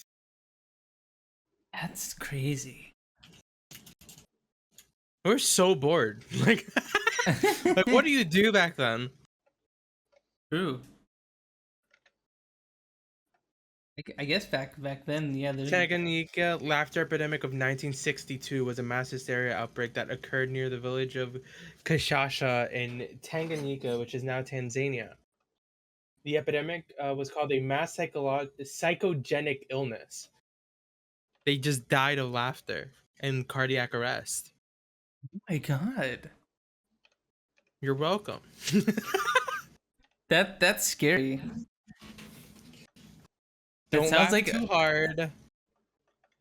That sounds like a freaking supervillain thing. Like, Yeah, like a Disney supervillain. I'm gonna make these people laugh for the rest of their lives like they laughed to me when I was a child. freaking Dr. Doofenshmirtz from Phineas and Ferb. This is the Laughinator. Now everyone will be laughing in the tri-state area. Honestly, Doofenshmirtz had all the right to be evil. That man went through a lot of shit. True. His own parents didn't make it to his birth. That's fucked up. I don't know how that works, but hey. That was a thing. I know it was. I just don't know how it works. Mm-hmm. I'm pretty sure at least one of them has to be present there. Yeah. I don't know. But what if they just out and it was just Yeah, he had to be a testy baby or something. could have been. Oh, surrogate mother could have also been a thing. Uh, That is Oh possible. shit! Are we uncovering Doofenshmirtz's actual hidden lore? Surrogate child that ended up so ugly that they didn't want him and they just left. Doofenshmirtz is a good-looking guy. What do you mean? Ugly, huh? You hate Doofenshmirtz? What's going on? No, Doofenshmirtz is funny. Yeah. Yarr. Mhm. Next episode of Punz N Palz, we're gonna go over the face of Ferb iceberg. What are the origins of Ew. Doofenshmirtz? Ew. There's a Ew, I new couldn't do that. season coming out of Phineas and Ferb. Oh, really? Yeah. I thought they weren't making episodes of that for a hot minute. No, yeah, Dan Povenmire is bringing it back. Huh. Well, I'll be honest, I don't really understand, but I fell down this hill and I got glue on my hands and I got records Good on episode. my fingers. What? Records on my fingers. I got records on my fingers and I just can't stop. Don't stop. I can't stop. I got a platypus controlling me. I got a platypus controlling me. It is a banger I of an love- episode. It was such a good episode. There was an episode that made me like cry profusely as a child, which was like the one where Perry, like I think it was like Perry come home Perry. Such a sad thing. I don't remember my favorite episode. Or some... You found out one day that you could have taken over the world if you had just lost that train as a kid instead of a bunch of messed up stuff. Yeah. Phineas and Ferb was insane. Good show. One day I'll be a millionaire. I believe Right, in you, guys? Mo. I believe in you. I'll be recognizable one day when I don't switch characters constantly and finally make a finalized product. Maybe I need a platypus controlling me. Yeah, you could be like a little, I'm sure robot there's animator some with a platypus controlling you. platypus fairy that you could probably. Platypus furry that I should like collab with the helmet on my head. And I got glue on my hands. I ain't got rhythm. I ain't got rhythm. There's so many episodes of Phineas and Ferb. Yeah, there's also that time when Candace got like squirrels in her pants or something, and then Yeah, people hang squirrels out in in the my front. pants. We're just like let's make a song out of this. All right. Was there anything else you wanted to say about honey, or I think did we cover that? Man, fuck honey. Companies just trying to milk as much money as they can. It is sad that it happens. Incredibly sad. Apparently, Legal Eagle is doing a class action lawsuit against them. So Oh, hopefully... Legal Eagle and some other lawyers, yeah. Yeah. So hopefully, eventually, the people who got the streamers who got scammed by that will get some money back. Hopefully, maybe.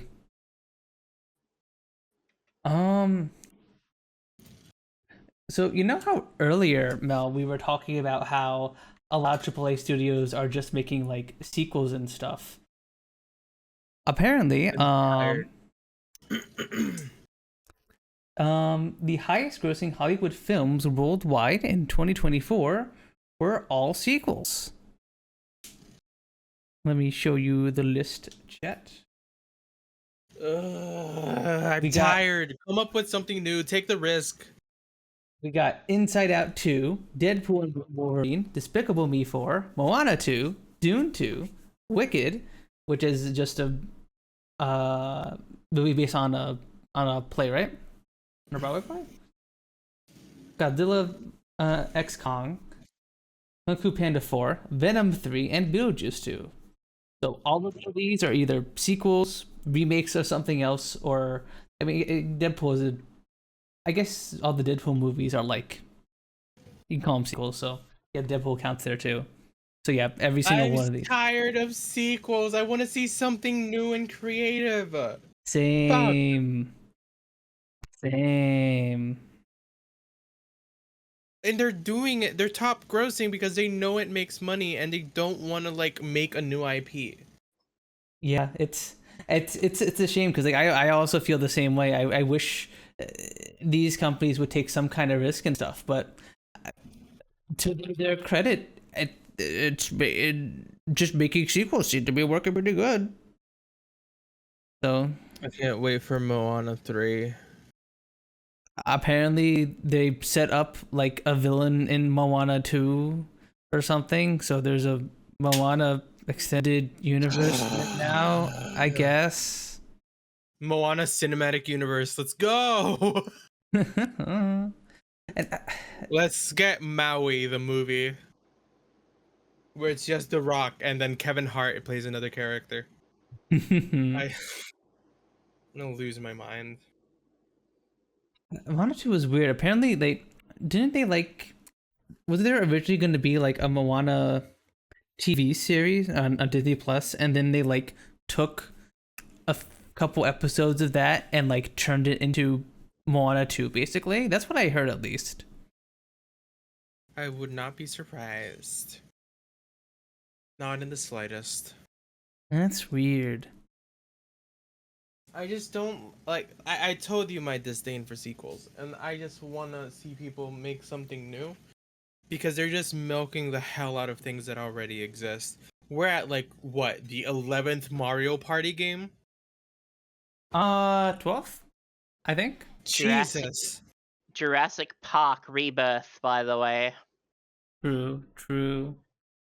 Like, get over it. To be fair, Oh though, my I'm God. happy with that because it's completely different cast. There's no I Chris just- Pratt, there's no originals, like it's just in that universe. And it reminds me, from what I've seen, of Dino Crisis, if you ever played that game or seen it. I think you just I like just- dinosaurs, Sooky. Because Scarlett Johansson's the main protagonist in it. I am tired of companies nostalgia farming. Mm-hmm. No one else is doing dinosaur movies, though. doing. Then make Huh? a new dinosaur movie about other stuff. Yeah, but no one is. Yeah, that's the issue. Does Godzilla count? Oh, I guess that's also a sequel. Godzilla doesn't count. Godzilla is not a dinosaur. The only good Godzilla is like Godzilla -1 and like the other ones that were made by Japan and not shitty Western Really, I like American guys. I like the newer American ones. Usually the American don't. ones, I hate the them. older American ones sucked, but the newer ones have been pretty decent. I've enjoyed them. No, they're too over the top. Way too over the top. Ah, Godzilla's always been over the top. No. Have This you is It's ever? meant to be a monster flick. It's not meant to be like anime fight, but Godzilla. You know. Nah. Godzilla is you- very tall, so it makes sense that they'd be over the top.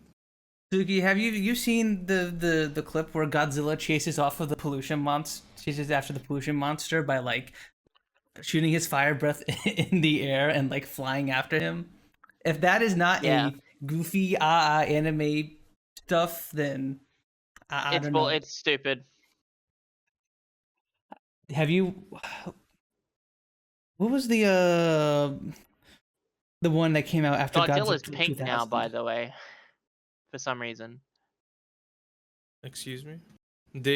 Oh my god, the woke agenda finally got to Godzilla. Oh, I don't care about that. It's just more so like it's literally Goku Black Rose. You know what I mean? Like the Super Saiyan Rose transformation. It's literally Yeah. that. Have you ever watched Godzilla Final War, Suki? I don't watch any shitty American Godzillas. It's not a shitty American Godzilla. It's the last Japanese one that was made for a hot minute, and it released in 2004. The it's last what- one that was Japanese was -1.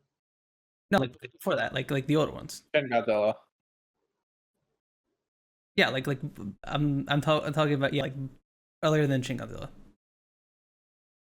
No, I don't watch anything too old, depending. Okay, But don't get me wrong. wait. Some of the Japanese ones were bad too.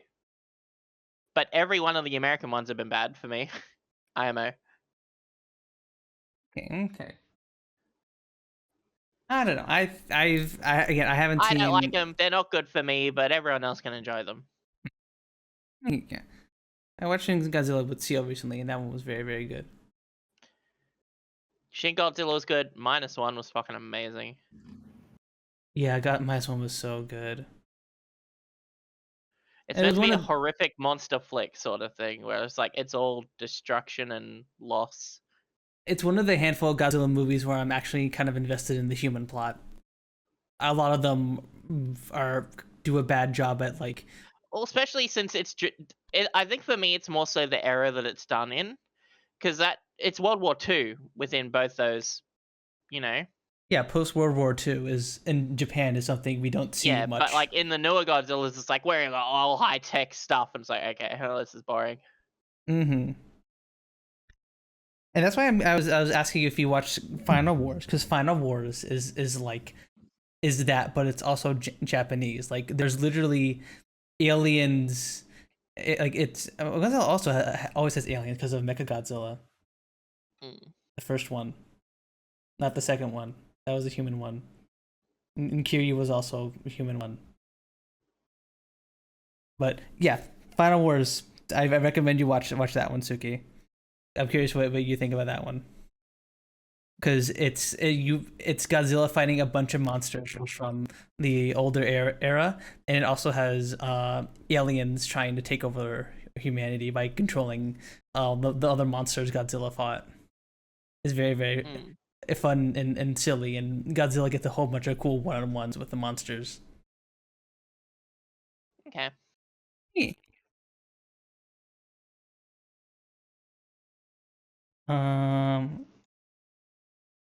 I heard about Robot was good. I'll be back in the bathroom. Okay. Yeah, we forgot to take a break. Normally we take a break at like the hour 30, 2 hour mark or something, but we forgot. Well, because forgot. the stream died, which like took that attention. Probably. Breaks for the week.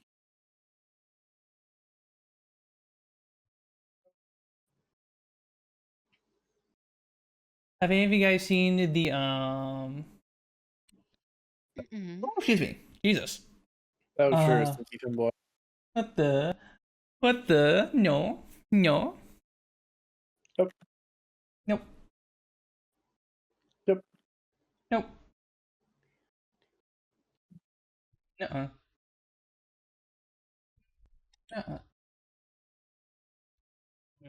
I know Soap and Siel have, but have you seen the announcements for the new NVIDIA graphics cards?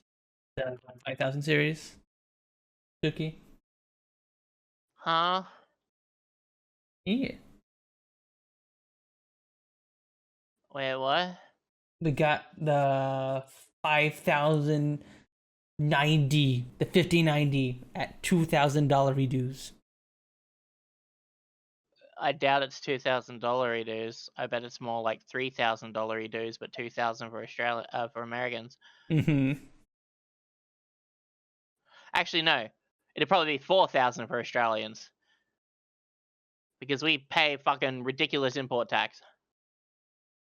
Oh, that's right. Oh my god, you poor things. Because the last GPU was over $3,000. Jesus. But yeah, they announced the 5000 series cards, and to no one's surprise, they cost $1 bajillion. I just want enough for chicken nuggets.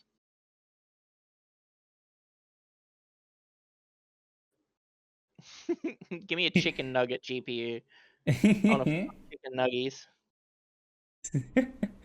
I don't want these graphics cards. I just want chicken nuggets. I don't want this. I don't want this brick. Give me food. But yeah, the 5090 is interesting to me because the main reason I would get it would be to have a graphics card that can do AV1 encoding, and it seems like Twitch and the YouTube are working on having streaming options for AV1 encoding. Basically, it's a very, very low bandwidth way to stream and makes a lot of higher resolution streams much more feasible.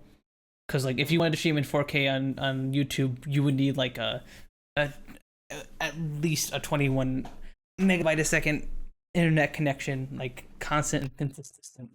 But well, I've got like a third of that. Oh yeah, did you got a new Ethernet cord, right? Did that help at all? No. Oh. I didn't get an Ethernet cord. You were talking about getting one on the last podcast, I think, right? I was looking at them, but They're expensive. Hmm.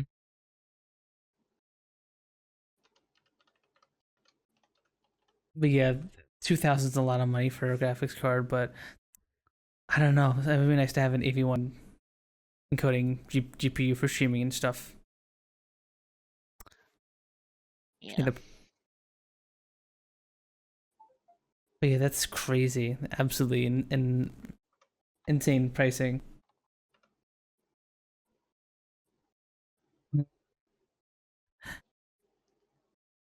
Okay.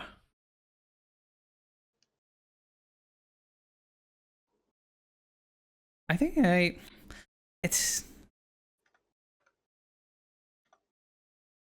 I feel like a lot of our VR friends who have money are probably gonna get the 5090 though, just because it apparently has 32 gigs of VRAM, and the which is 12 higher than the 4090 and the 3090, and for those of us who play VR chat, that VRAM on the graphics card is huge when you're in like party worlds. Super duper huge. You also need the CPU that's a X3D. Yeah. That also helped too. Like the optimal setup for VR chat is like would be a 5090, I guess, and then 9800 X3D for the CPU. Here's how well you would perform in like party worlds with that when you're in like a big full instance. Might still lag a bit, but like slowly getting to that point where we're able to be in those big instances with a lot of people and have like a reasonable frame rate. So yeah, that'd be pretty cool.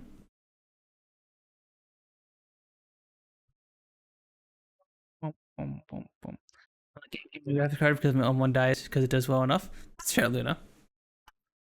And Siel's been rocking her 2070, right, huh? Yeah. Yeah, you've been rocking that for a while. 2019. 4090, so Yeah, do you think I had a God, what did I have? It was like a 1060 Super. Ooh. I had one of those back in the day. And then I upgraded to a 3060.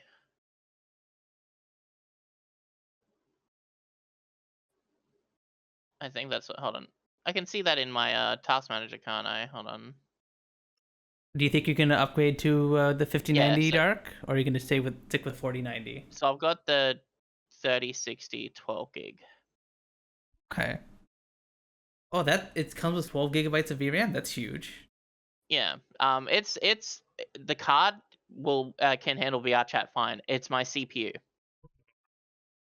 It's a shitty CPU, and I need the like the 5800 X3D or whatever it's called, the 5700.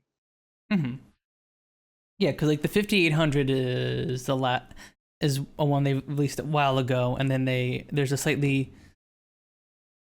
worse version of the 5070 X3D, which has a lot of cache on it. So yeah, well, I can only go for the Ryzen 7 5700 X3D because that's the most that my motherboard can handle. Yeah, because the 7000 and the 9000s are like on the newer motherboard. Well, the 5800 is just one above what my motherboard can handle. The 50, you should be able to handle the 5800. They have the same socket, I think. No, it's just more so what it runs, I think, is the issue.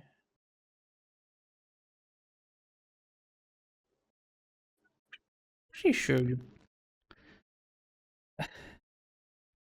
Because the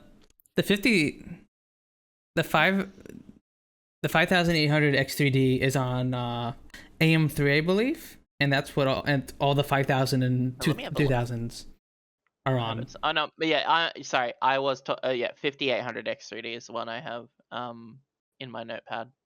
Yeah. That's the one I have right now. Yeah. See, in conjunction with my 3060 12 gig, if I had the 5800 X3D, I think VR chat would run way better. I'd say a 50% increase in performance at minimum. Hi, Dr. Magus. Hi. My name is Punz. I'm a Because- fanboy VTuber who likes sports games, strategy games, visual novels, and other niche types of games. Hope we can have a nice, comfy time together. I should probably update that. So my current CPU is a Ryzen 7 3700X. Oh, okay. You just do that every time? Yeah. So like it's become a meme at this point where like someone will just redeem that while I'm talking to someone during a stream, and I will just repeat the spiel while they're talking, or I'll just say the spiel, but unfortunately, and which is a problem because a lot of new people will actually use that unironically, and then I say the spiel and it's kind of a mess spiel. So I don't know if you know this, but I'm new. oh, you're new, Mel? Well, my name Yeah, is I'm Punz, new. and I'm a fanboy VTuber who likes 4X games, strategy games, visual novels, and other niche types of games. Hope we can have a nice, comfy time together. It gets better each time. Hydrate? Okay. Mel, what's your VTuber spiel? When someone raids you, what do you say? Because I feel like all VTubers have a spiel they give when like someone raids them. Oh shit! Thanks for the raid. I haven't come up with one. I had one before when I was my other character, and then that kind of went away. I need to like solidify something before I can have something that is like full on. Hey, you know, I'm a femme girl VTuber. femme That girl? likes. Yeah, I'm a femme girl. Isn't that just a woman? Well, no, there can be masked girls. Fair. Okay, fair. My bad. Solidifying your VTuber. Can we time out Dark Mages? I'm gonna stab him while he Not the only thing sleeps. solidifying. Allegedly. Egg, Excuse me? egg. Huh? I know what you do. I know your stick. I know I know what you're about. Mm-mm-mm. Yep, that's Sooky for you. But yeah, there was one other thing we had in our docket here, which I thought would be interesting for at least Mel and Soap, since you guys both play League. Apparently, despite Arcane Season 2 success, it didn't increase League's player count much, or bring that much revenue back to Riot.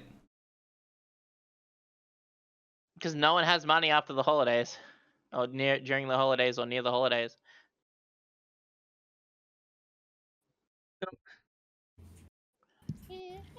An interesting thing is that despite how popular Arcane was, it didn't attract new players of League of Legends. The Netflix paid Riot $3 million for each episode aired.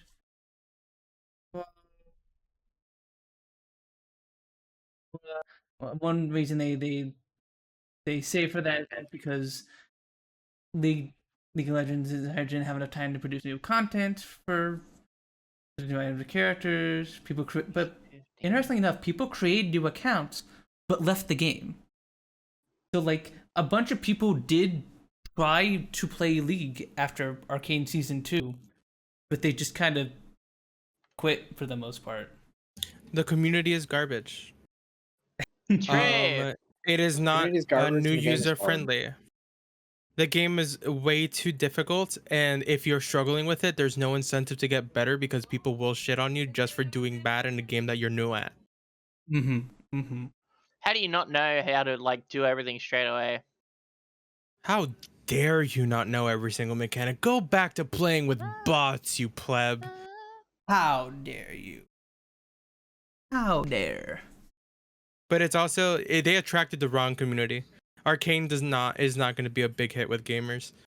Yeah, and that's something that was interesting about this, right? Because like think of like the Fallout TV show, right? Like Mhm. the fall. I haven't watched the Fallout TV show, but I heard that like it was pretty decent at least. And when that show aired, it brought a lot of players to Fallout 76, and that in a way makes sense because the show was story based, and the tone of the show also matches the games very very closely. So it makes sense that people would say, "Oh, I want to play the games," and then they play the games. They're like, "Oh, this is like the show." But League of Legends is nothing like Arcane. There's like no like Arcane.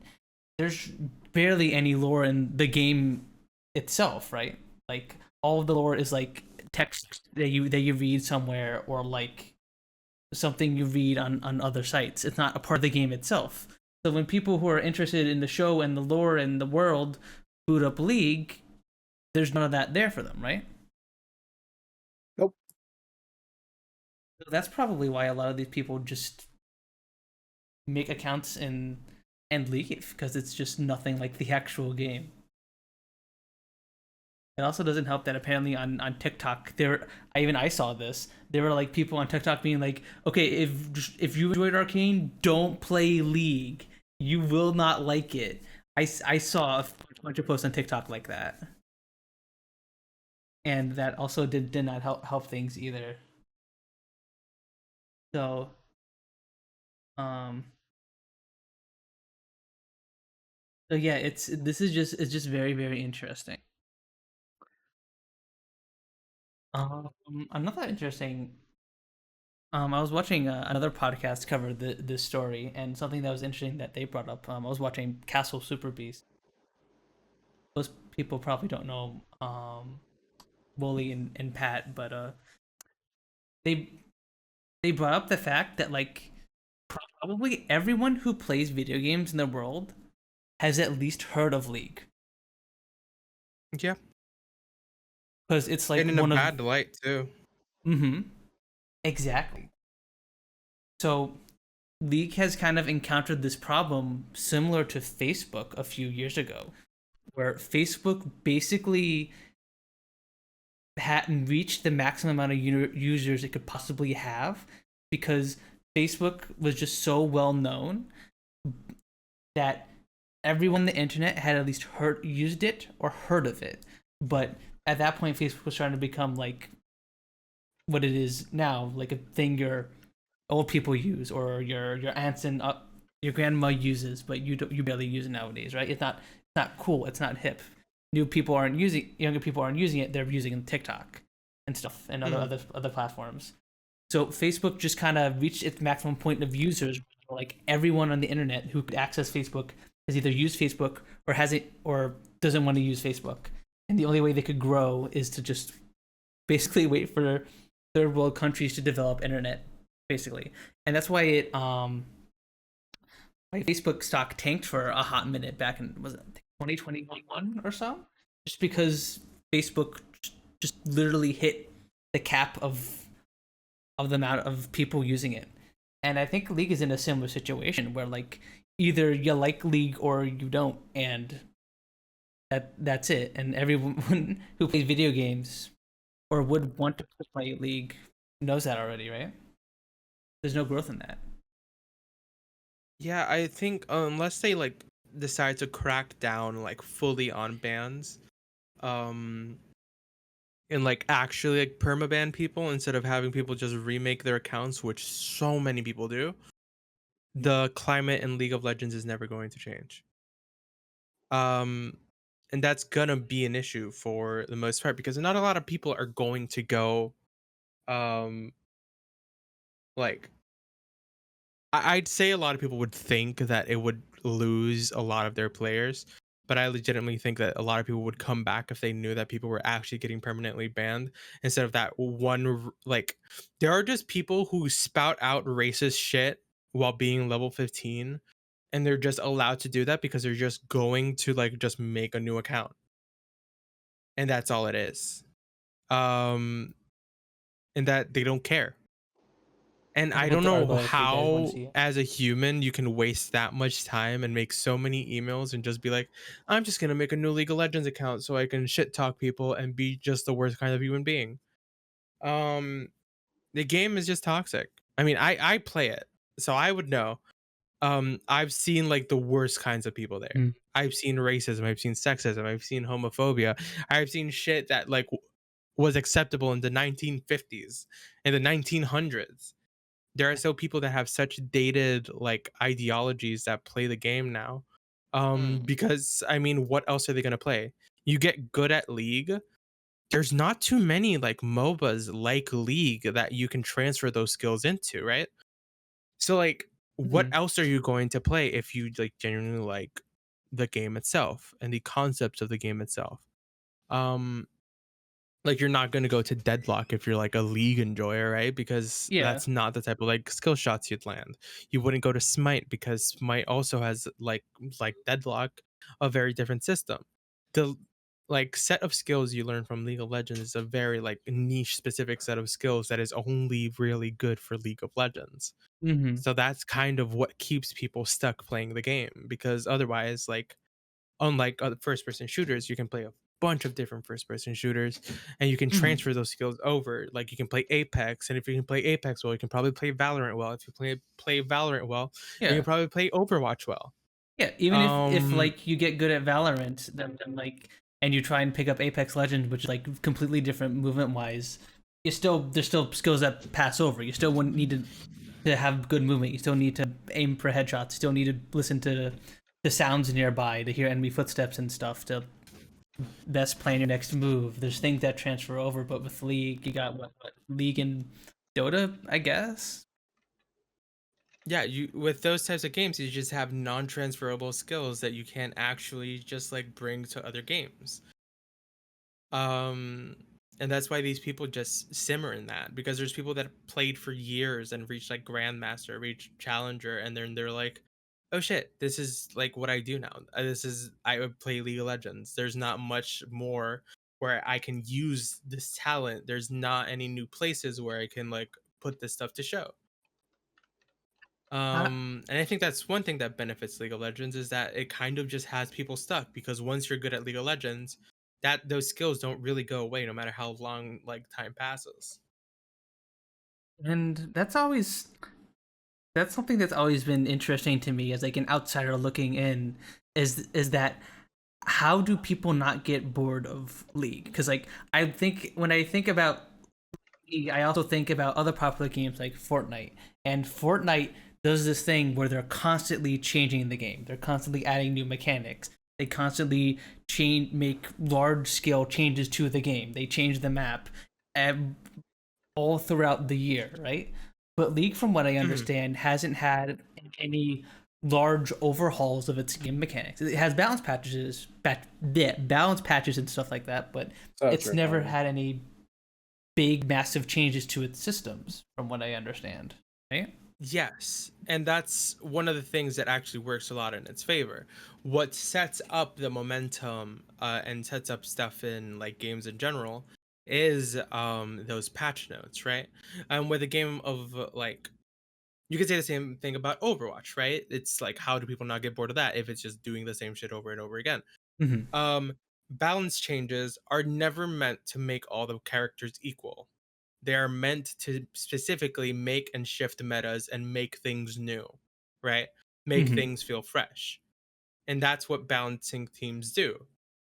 Like right now, a lot of people call League of Legends League of Tanks, because tanks are like incredibly overpowered in the game now. There were points in which ADC was incredibly powerful. There were points in which like supports decided the games. But you also have to think about the fact that in League of Legends there's 169 champions, right? Yeah. There's so many permutations and so many possibilities and so many ways a game can go differently, especially with the entire item system as well, where you can go specific builds and such that completely shift the tone and the way the game goes. Like every game feels like a different game when it comes to League of Legends. And that's what keeps people playing, is because you get practically a new experience every single time. Especially because the amount of people that play, it's very rare that you're going to see like the same people back to back to back to back.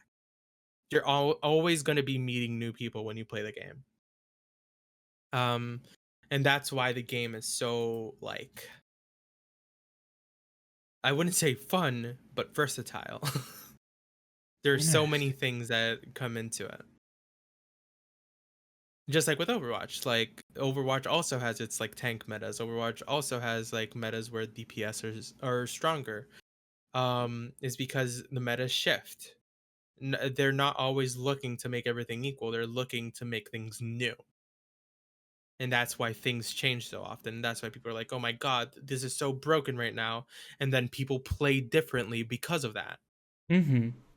Like, one of the reasons I hate Overwatch 2 and I can't get myself to play it is because of the whole 5-player system. I very much preferred when it was 2 tanks, 2 DPS, 2 healers, because that also made the game way more versatile. But now, when you're playing tank in Overwatch, it's like you're playing a game of rock, paper, scissors.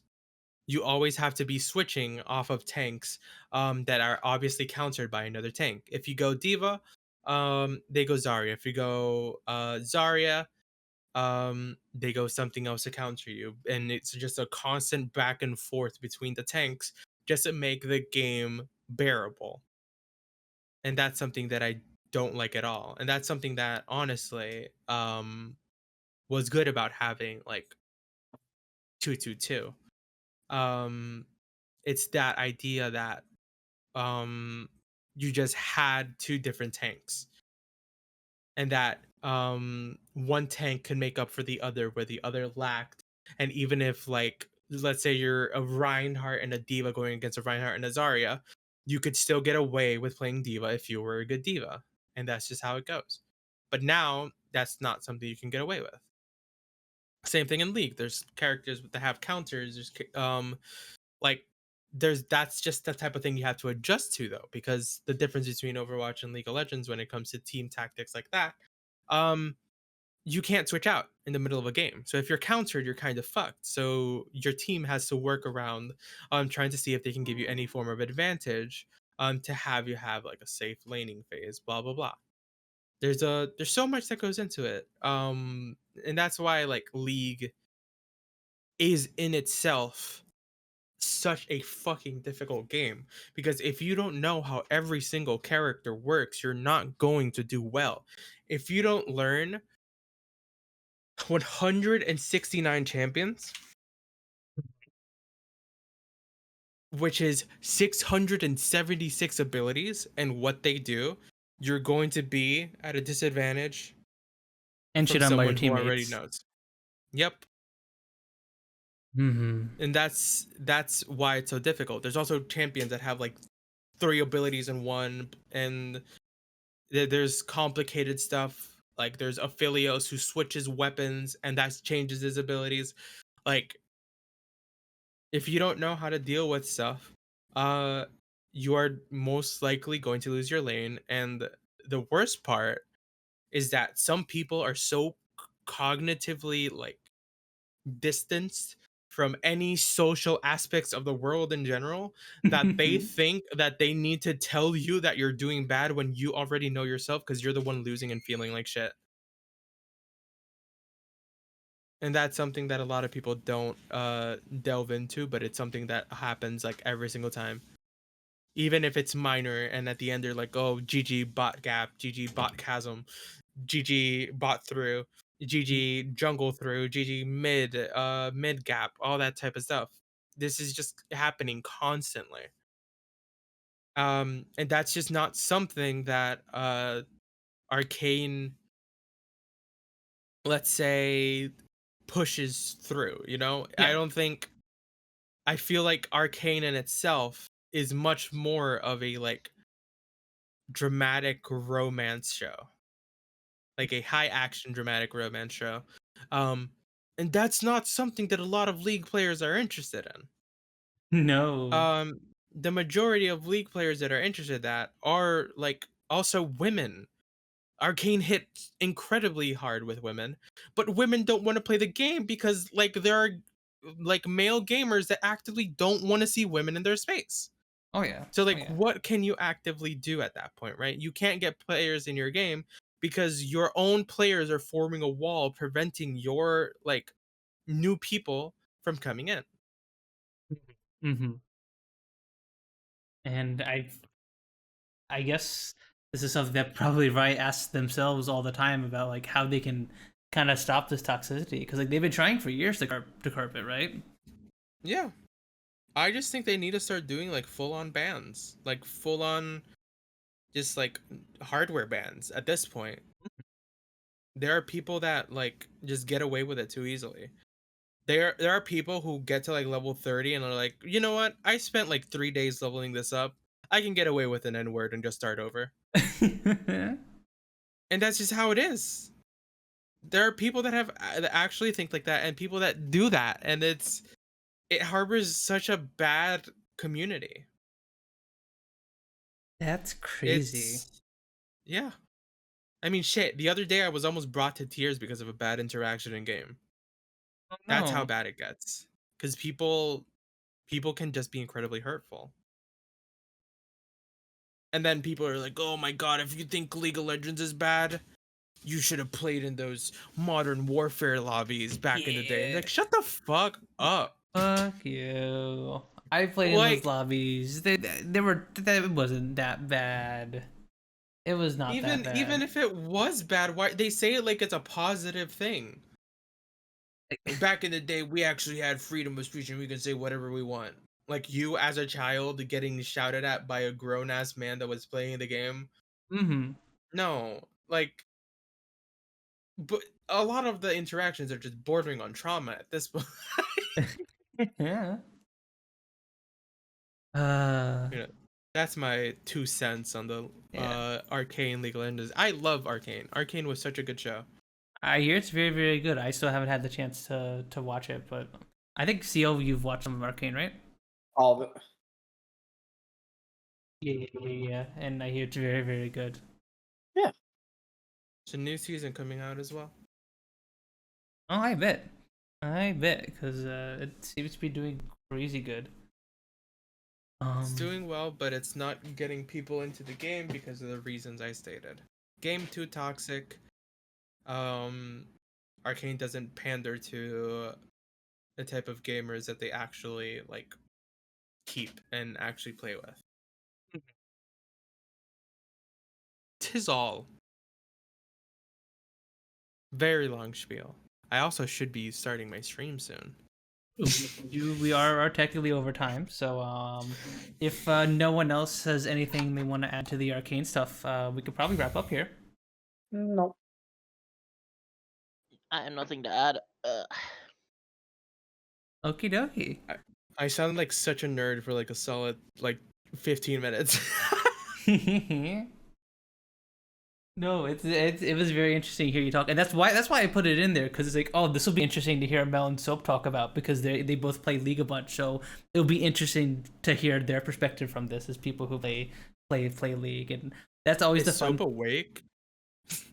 Nah, that man going on. He gone. What's up, Wi-Fi? Yeah, what's up, Wi-Fi?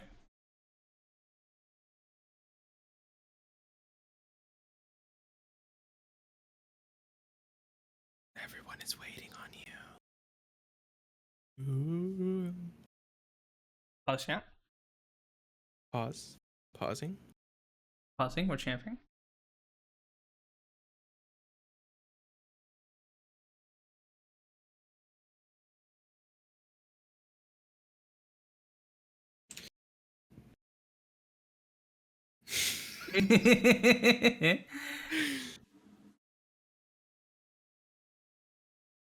Opinion on mother saying not to talk over them, but they talk over their child and pull out the "I'm your mother" card. That's some boomer stuff where it's just like, you must respect me even if I'm wrong and being a piece of shit. Grr. Bad parenting and lack of accountability. They can't think of anything else to say because they can't think of a way to justify themselves. I dealt with the same shit when I was younger. Because I mean my brain developed relatively quick, so I was able to like come up with arguments that were actually sound. You just say And you then learned it from them. yeah, Mhm. you respect your elders. But yeah, like they say dumb shit, we retort, but they just sometimes forget that we're also human beings. Yeah, and they don't have empathy at Um, all, and like cannot see things from your perspective whatsoever. In a until you're grown up. situation, Mhm. in a situation like that, I would literally walk up to them, and I'd be like, "I'm sorry about interrupting you before. It's just I'm so used to like you doing it that it's sort of like I've learned to do it, you know." And like it comes from a place like that, like it's a like they're like, is that a like they're apologizing to me, but they're also being a Yeah. little shit. Like, I mean, some people don't have the facilities to do that. We don't know how their parents are. Yeah. That's yeah, I know. why if I said something like that to my mom when I was younger, I'd die. I wouldn't be here. It depends on the type of Mhm. tone. Like for me, depending on the tone I'd use, like if I actually did an actual sincere tone where it's like, sorry, you know, I'm not very good at learning things, and like if I see you doing it, that's how I learn to do it. So I don't mean to, you know, Mhm. talk over you. It's just you do it, so I thought it was okay.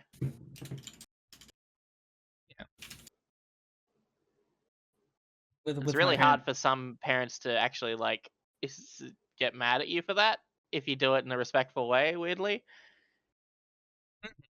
That's if they unless they're don't take crazy. Unless your they're crazy. You know there what I are mean? parents there are parents that take like intelligence as um disobedience. A smart ass, yeah, like Yeah, yeah. you're getting Yeah. smart with me? Being a smart ass now? it gets me even more when they pull out you're being disrespectful towards me or not respecting me. We can say that if he lost that or didn't even earn that. Exactly. Respect is earned. Two-way street. Respect is a two-way street. Some people don't respect it when they should. Because like there people like to use respect in two different ways. There's the earned respect. Actually, I guess there's a few different ways. One of them is like the basic human respect, the basic human decency of treating someone like a person. And then there's respect that is I am older, therefore I you have to listen to what I say no matter what, even if I'm wrong or incorrect or am assuming the worst. And that's the BS kind of respect that usually those people refer to when they You know say what's that. Mm-hmm. you know what's even sadder about that, right? Is the fact like the way that I explained it is like these days, like this like 2024, 2025, if you were to try to talk to your parents that way and they were in any way like homophobic, transphobic, or whatever, or were against the woke agenda, they would see you as acting as woke potentially. Yep. Even though you're Sadly. just being a normal human being and communicating. I hate that wokeness is seen as a bad thing when wokeness is literally like the whole reason it's called woke It's because is you're not a sheep. because it's like yeah, it's a waking up from like into actual reality, Yeah. which Mhm. is just you don't have to be a dickhead, you don't have to judge everyone by how they live their lives. You can just be a Chill. person. Yeah, Having a gay person or a gay neighbor or a like black neighbor or any like minority neighbor shouldn't impede on your life just because you can see them exist. exactly. There are no like gay people that are just going up to like random strangers and making out in front of them, because Mhm. even that would be weird even if it was just a straight couple. Yeah. No one's Yeah. doing that. Yeah. The Mm. it's like it's like you get mad at people and dislike people because they're assholes, not because of the way they look or their sexual preference. Mm-hmm. Exactly. And Yeah, and it's weird that people make such a big fuss over things that literally do not affect them at all. Like, It's like, it's like, Dad, respectfully, I'm just telling you this. I'm gay. It's like, and then you get yelled at. It's like, you're not the one having sex with my boyfriend, like what, or my girlfriend, or like it doesn't matter. it right? literally doesn't affect them in any meaningful way. You just wanted to be honest and let them know that, like, I won't be extending the bloodline in any way. It's so messed up. But yeah, like it's there is a good response to stuff like that I saw on Twitter a while ago, which was like whether or not trans women will wear female clothes, you will still wake up at the same time, you will still eat the same thing for breakfast. Your life will be virtually unaffected. The world will keep spinning. Literally, it doesn't matter. It's none of your business. You are not affected in any meaningful capacity. Mm-hmm. And that's generally how I like to talk to explain that to people who talk about anti-LGBTQ stuff. Is like it literally doesn't affect you. Girls just want to use the bathroom and everyone's getting pissed. That's goddamn. That's a poetic statement right there. Holy shit. But yeah, no. No one is gonna go through like life-changing transitions and like changing their hormones and coming out to their family and doing all that shit just to like see a girl in the most unflattering position, aka the bathroom. Yep. No, it's so weird. If a man is going to like peep on women in the bathroom, they're just going to do it. It is that simple. Nothing's gonna actually stop them. Anyways, I need to start stream. Yeah. Thank you for having me. Of course. Thank you so much for coming on, Mel. It's always a pleasure to talk with you and yap with you. It's always wonderful to be on stream with you. Of course. I hope I wasn't too unhinged. Oh, you were fine. Perfect. No one unhinged when Soap talks about Skyrim sex mods. Don't worry. Real. Soap is just fully Yeah. Also just fair. gone. Yep. Yeah. I will see you guys later. Bye, Mel. Bye. Bye. And with that, we're gonna wrap up here as well. Any announcements we want to do before wrapping up? I can't think of anything. I'm just an Umbreon. Ooh. Oh, I have something. Actually, I have a couple things.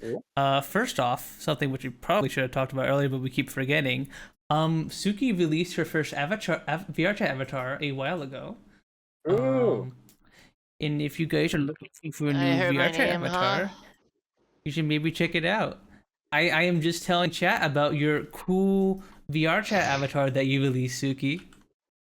That you can... yes, the one that's 50% off. Yeah, the one that's 50% off with the link that I just put in the chat. Thank you. Yeah. Actually, the no, the ad break. No. That's the wrong one. Huh? Wazaza. Hold on. What'd you say, Sooky? Is that the wrong link or? Yeah, it's the Jinxie one. Hold on.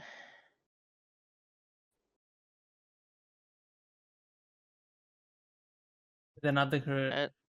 Only the Jinxie one's 50% off currently. Oh, okay. Don't click on that link. Don't click. Don't let that link. Don't click that link. It's a trap. Nah. Alright, send me the new link. Hold on, let me. How the fuck do I go to the page again?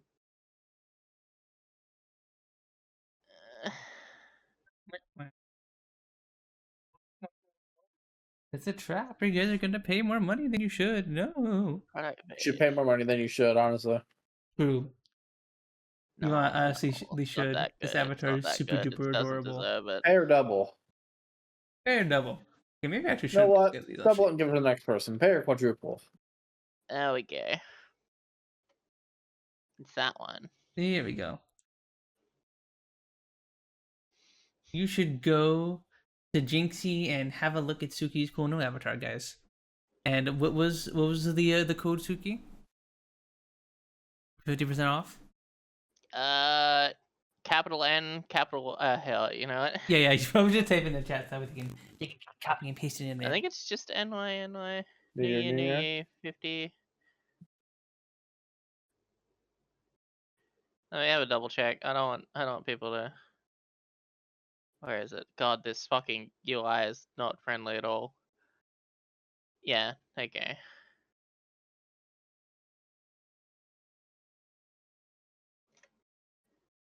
Yeah. For 50% off, your do you. 50% off. You can get this very lovely VR avatar that I'm gonna. Okay, I can't show it on Jinxie because I'm not logged in. Ja.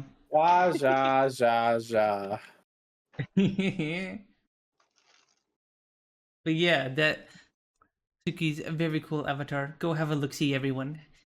Consider buying it. I would appreciate if you supported my friend. Yes, and we all would here. But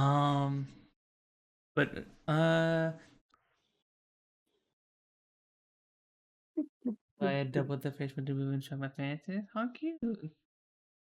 Very nice, you, Luna. Huh? Well, yeah. Other than that, I will be going back to my normal stream schedule starting this week. Thursday, we are going to do the sub goal stream, where I play Ooh. Five Nights at Freddy's Help Wanted in VR. Oh my god. That's right, a rare VR stream for me. It's gonna be Saturday, awesome. Friday? Clean up the mess afterwards. Friday? Thursday. Ah. Thursday. Yes. Ah. What's wrong? No, nothing. You said oh, like you were disappointed. Ah. Okay. I think Siel was just confused thinking it was Thursday, and when you corrected her, Okay. she's No, like, wait. oh, okay. Oh, it's gonna be Thursday. And then yeah, Friday will be more auto ballers. I think both the Bazaar and Backpack Ballers are gonna probably have patches by then, so that'll be cool. And then we'll be going back to the Otome Domain playthrough on Saturday. So yeah, I have a big full week of fun stuff for you guys. Hopefully I'll see you guys there for that. Anything else? No. Not that I can think of, honestly. Not in the slightest. Okie There's no thoughts going up in his head. No thoughts, head empty. In that case, oh wow, there's this person who just went live by the name of mellowdeevt. Oh, I've never heard of them or talked to them or anything. Huh. Just spread your hate over in our chat. What the? What the? Yeah. All right, I'm gonna go see the guys over to Belle. Go send her our love and support. And we will see. Thanks for watching, everyone. Until next time. Yeah, thank you all so much for watching. I hope you guys all had a good time. This was super duper fun to get back together with everyone. Glad I made it. Yeah. And we will be You had having. something to do, you know? Hmm? Said, look, you had something to do, you know? Yeah. Yeah. Mm-hmm. And yeah, can't wait to have more fun time with you guys. This is the start of Punz N Palz season 2. We got many more fun scenes. Woo! Season 2. Got so many more fun streams for you guys coming up for you soon, and can't wait to do that with you all. Stinky ass femboy season 2. What? Stinky ass femboy season 2. It's What AFB. the no. Yes. No. Yep. Actually, no. Yes. No. I say yes.